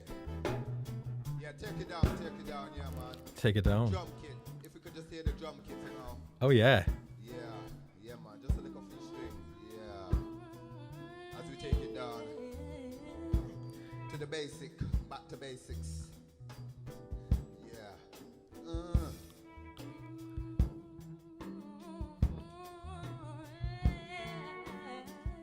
How you feeling, sister? How you feeling?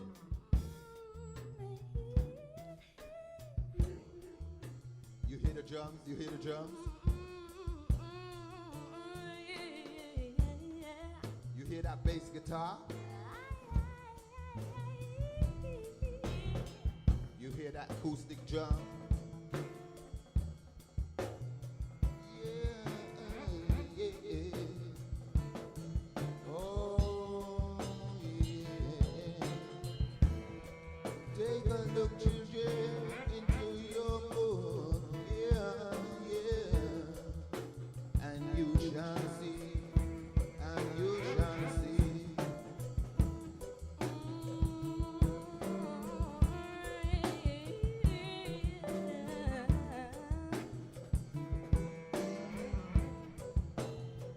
Hey, take a look into your book, children, and you shall see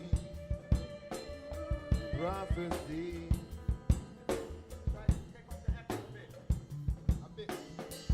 Yes, yes, yes.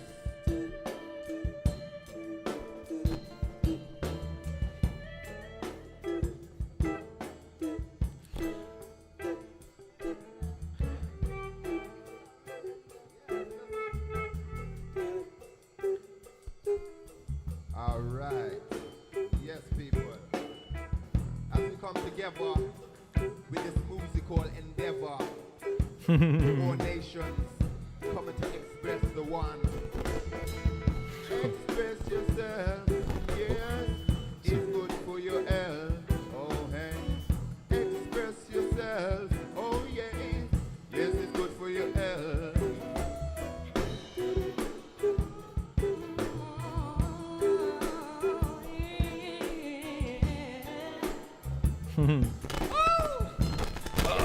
Oh no. I like it. That was a. Don't know what that was. Dodgy lead or something. Okay, I'm going to bring this down now. Yeah, okay. So you see, it's so interesting, isn't it? You know, it's like, oh, where should it go? Where? That was nice. That sounded really nice. I mean, we had great people joining us. My goodness, it must be somewhere, a list, and with the times of everybody who came in, I must be somewhere. I mean, I've lost so much data over the years. I don't know where anything is. So I'm looking at the time. I don't know how much longer to go on for. So shall we go into the last? Shall we go? I'll put it to chat room, actually. Shall we go to the end and just do the last bit? Because I don't, as I say, I don't want to overstay my welcome with this. It kind of means too much to me to labour it. It's a real... This is the first time I've listened to it to any of it in probably 10 years. So if you were there at the start, this was recorded on May the 1st in the year 2000. And it's the band Rocketgoldstar, my band. It's still going. And we did it as a continual performance from noon till midnight. And so finding little spots here and there. And I tell you what I'll do is I'll do some just little ones. I'll just play some little glances. 10 hours and 50.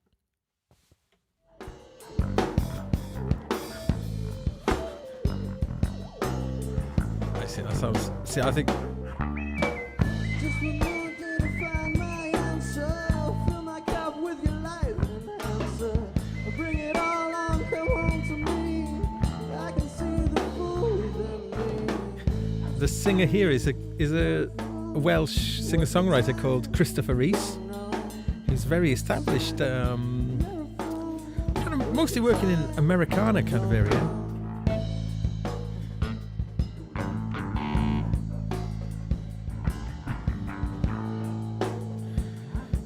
I keep seeming to land it on after. Let's try another little section. I've done that thing now where you start doing something nice, but I've clicked as soon as I let it go.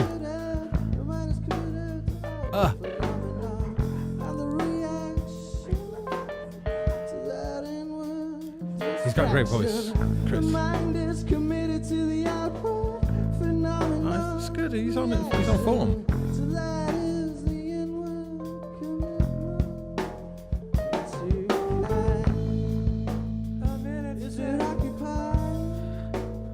I'm adjusting the volume. I'm not adjusting the time. We're good. I can let go. What's going on?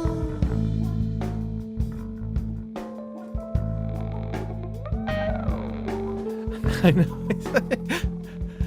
Oh my goodness. Egg face. That's what Sean would call me. If I ever do something wrong, egg face. I was an egg face then.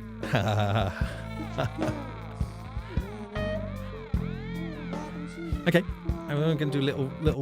I'm going to go around here. We are early times. 2 hours 17. What's up, whoa, whoa? What's up, whoa, whoa? What's up, whoa?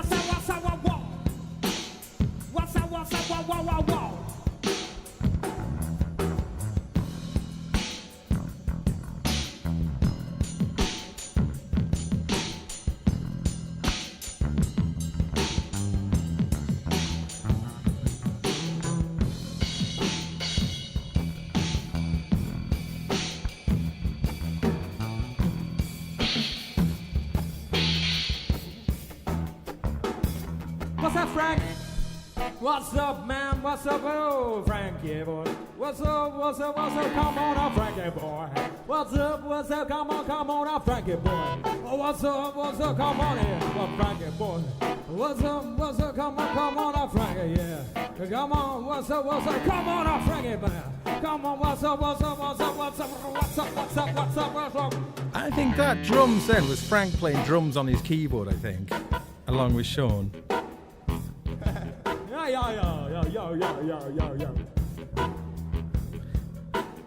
Well, it points to eat. Well, the kiss and the flowers and the feet on my feet. No mistakes, no reckoning, no second guessing. My life is all just a dressing. The parts of my mouth that you want me to eat. No mistake, my feet to fleet. My feet don't touch the ground. Spin me around, put me under the lounge. Who was it, Sarah? Oh, what is it? Oh, what is it? What's it that? What is it? Oh, what is it? What is it? What is it? I said the talk again. Talk again. Talk again.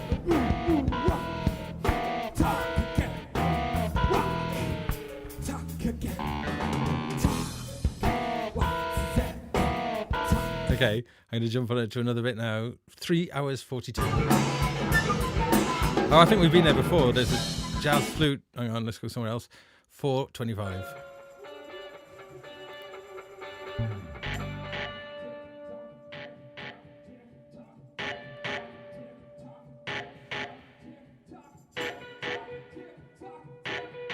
Predicting TikTok.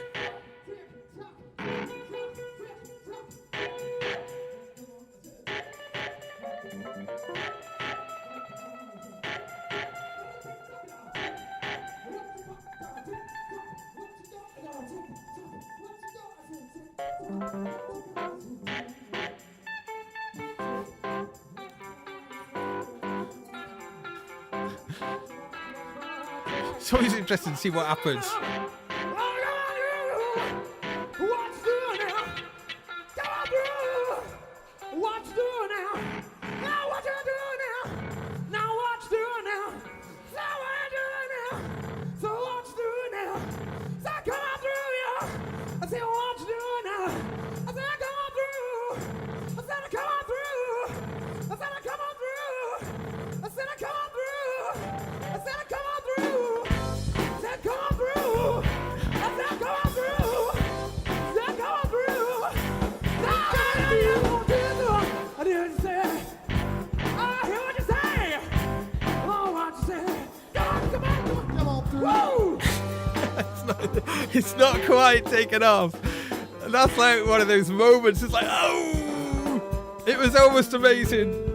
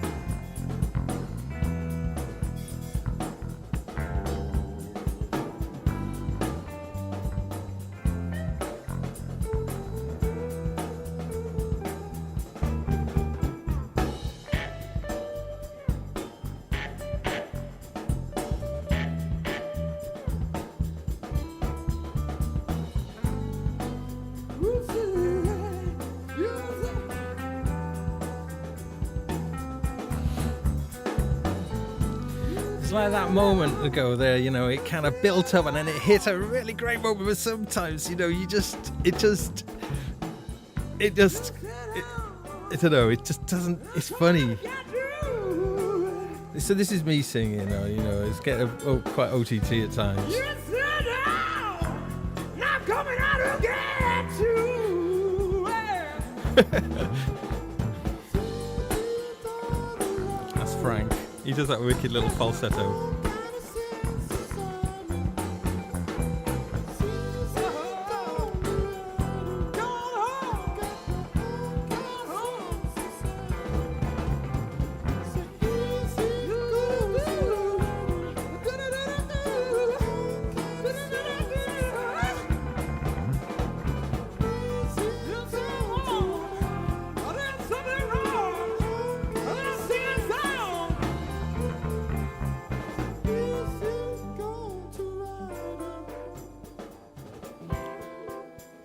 It's just the three of us all this part, I think. Oh, no. There is someone else with us, isn't there? Frank's cool. I've got my own kind of sense inside me. So, boy, easy goes around. This is from May the 1st, 2000, when we did it.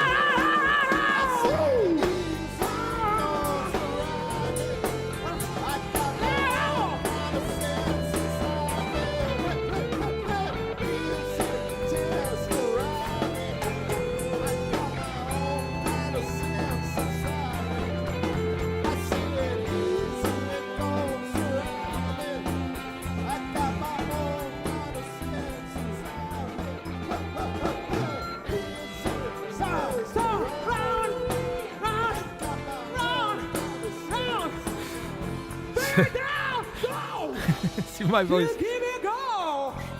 When you keep it roll. When you keep it going now. We're going slow now.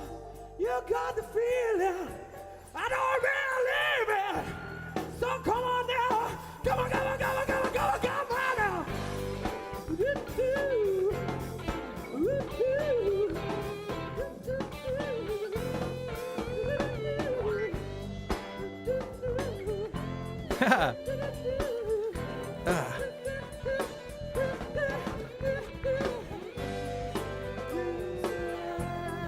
I've hardly listened to it ever. I'm like I think I've never heard any of this before.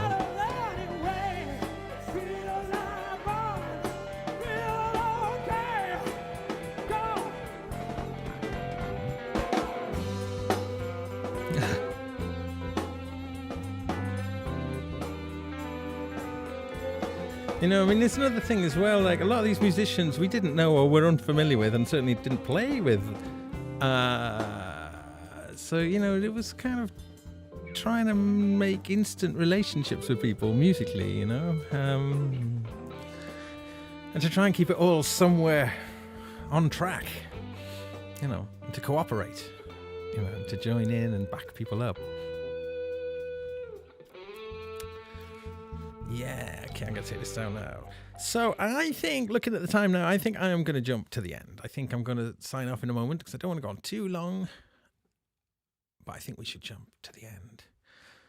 So again, I'd just like to thank everybody who's come along this little journey with me tonight. It's something that's really meaningful to me, and I'm ever so grateful for the time to talk about it because, you know, I can go on. You can tell. And if someone said, "Oh, tell me about that thing that you did, that 12-hour single," and it's like, all right, how long have you got? Because there was so much to it. There was so much to it. It was a really special day. I know. It was a really beautiful day, and it was so kind of multicultural as well in many ways. There was such a celebration of just a lot of other things, you know. I mean, yeah, we were the kind of recipients. It was our thing, you know. So what? But at the same time, just all these different people who did come in and take part in it, and it was a lot of fun. Everybody, I think, enjoyed it. But anyway, I'm going to go and play the last bit then, because, you know, we've been at it a long old time. And this isn't just going through the motions. This is kind of creating and inventing and like it doesn't end. Did you see? It never ends. That was the rule, that it doesn't. You've got to keep it going. Oh, and it would be just something would have to go and take its place to keep it going. We couldn't let it die. We couldn't let it stop. So someone had to do something to keep this notion of the same song, that it's not just like it is the song. And that's why this kind of chorus, we heard a bit of it earlier and it sounded awful. I'm sure it sounded good at some point, or not. We never got it right, but it probably sounded better at the beginning.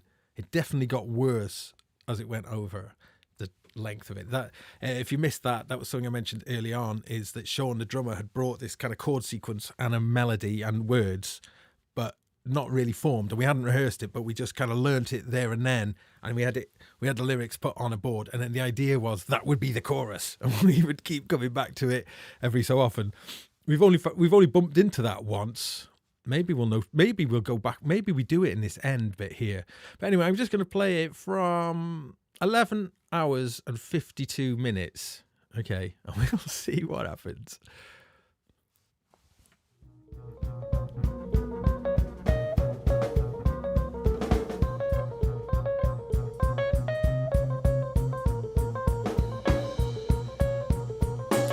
Oh yeah, I will mention one thing. It had to be us as well, just the three of us for the last half hour, I think, or the last 20 minutes. So after all of this and all of this wonderful assistance that we'd got, it was just back to the three of us for the outro.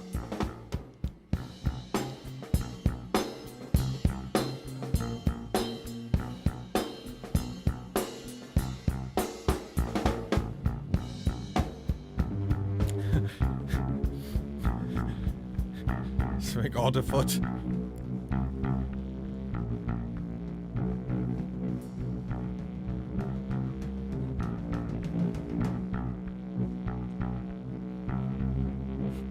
That's a filthy sound Frank's found. I don't know what it is. Let's go. Check that the flow. Frank. Never let it go.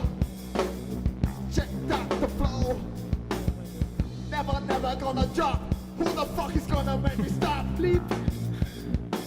Never gonna drop. Who the hell is gonna make me stop? He's self-censored then. Never gonna drop.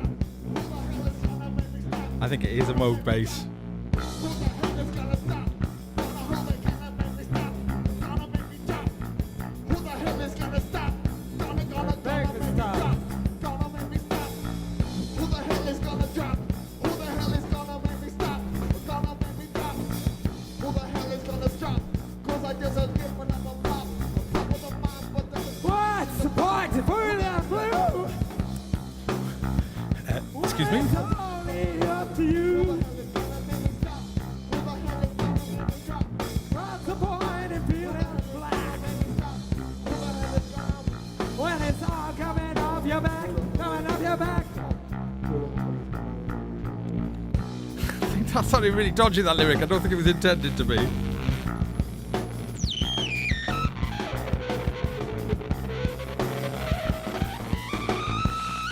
That's the good stuff.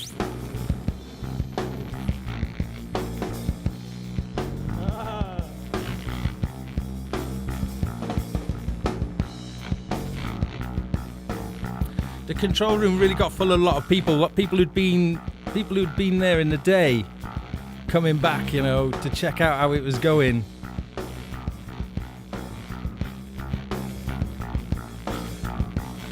To kind of see us past the finish line, you know. Rocketgoldstar.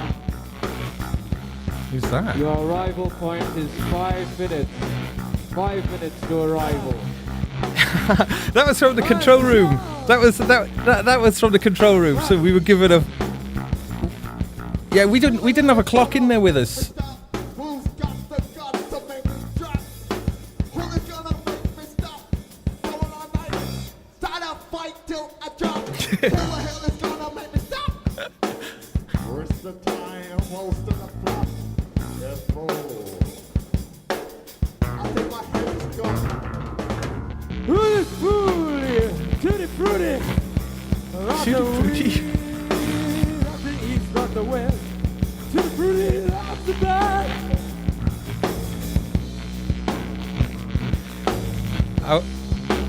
Our voices are like just so short, you know. We've been.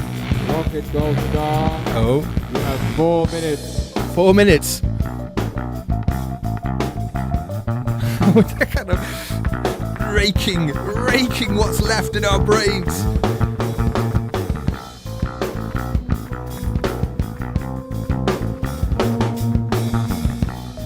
Like the pain threshold of playing for all this time, we've passed through the pain threshold, you know. And I tell you, when you pass through the pain threshold, woo!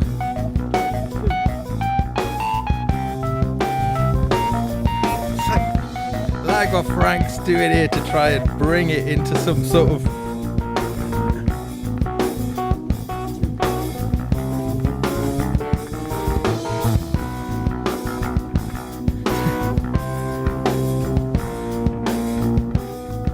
You have 3 minutes. 3 minutes and counting. Come on. 3 minutes. 3 minutes left!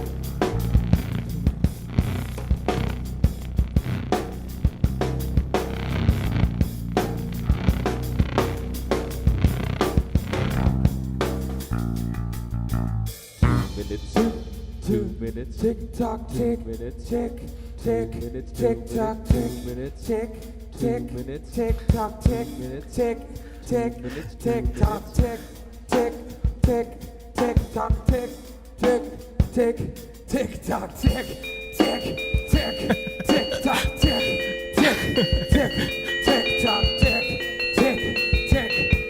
tock, tick, tick, tick, tick tock, tick.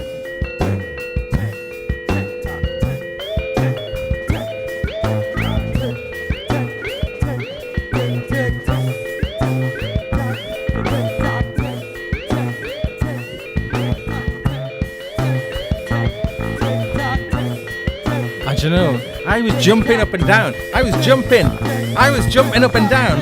I was jumping as high as I could, actually, through all of this bit. I was leaping in the air and jumping.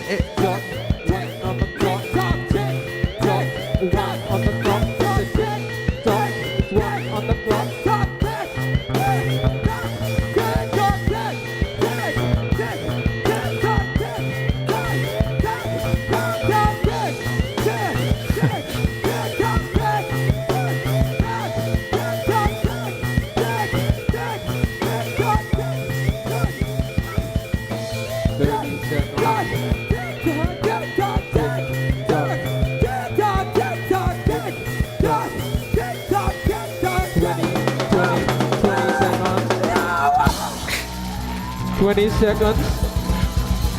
We're counting down. 10, 9, 8, 7, 6, 5, 4, 3, 2, 1. 12 hours. Rocketgoldstar.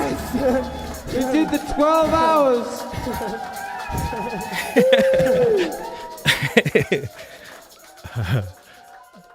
Oh, yeah. They are well out of here. Oh, yes. I had to do an interview on BBC Wales, the BBC One Wales,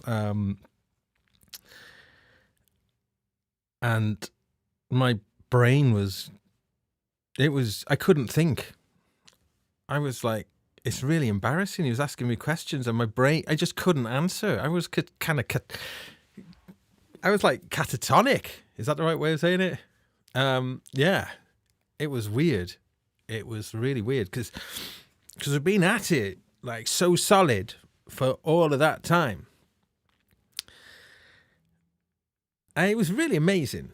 It was great, and that's why I was jumping up and down at the end there. It was just trying to beat out the very last little bit of it, what I had left of me.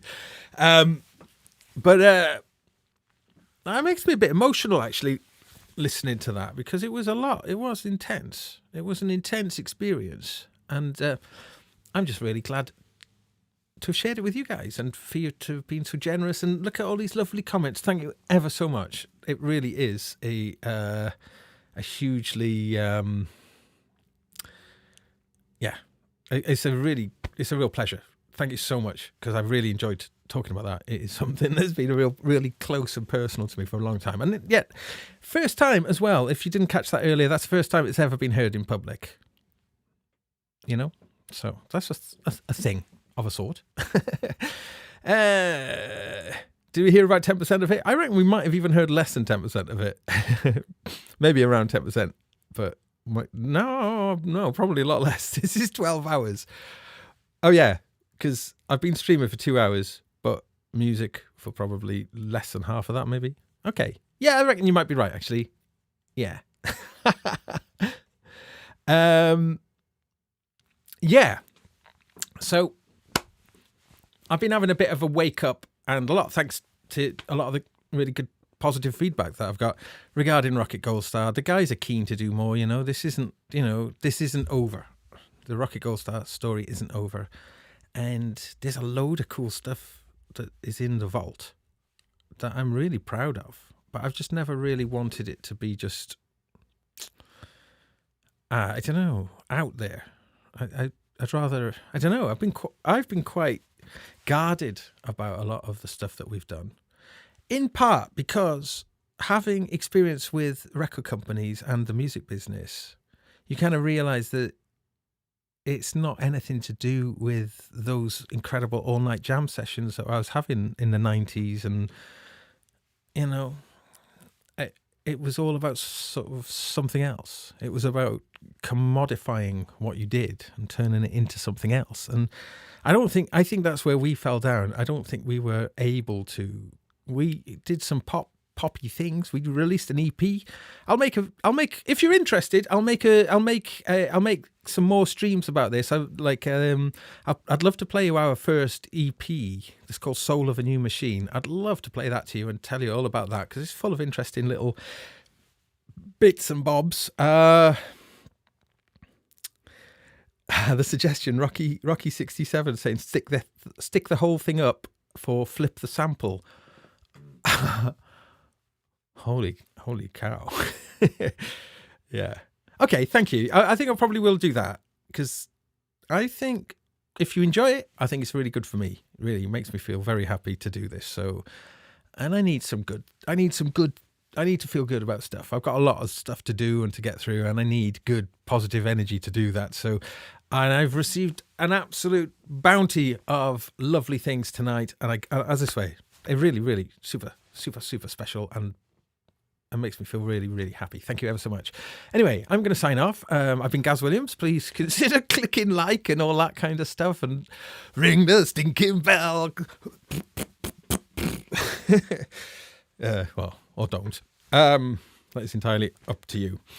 I don't know why they keep saying it's really important for the channel and all that kind of stuff. I tell you what's important, as far as I'm concerned, for this channel is that I just want to speak openly, honestly, and directly. And yeah, I have got some sponsored content coming up on some other things as well, which, that's cool for me. I'd love to make more of a living doing YouTube. So, I just need to always maintain a direct, honest relationship with people I'm talking to and addressing to. So, yeah. Right. Well, lots of love, everyone. Again, thank you once again massively for joining me on this little trip back in time to 1st of May 2000 and Rocketgoldstar and Mayday, Mayday, the 12-hour single. Take care. Catch you soon. Next week I'm back Monday, 10:30 for Adventures in Eurorack, and 8 p.m. on Wednesday, 8 p.m. GMT for the Gaz Williams Show. Okay, cheers everyone. Bye.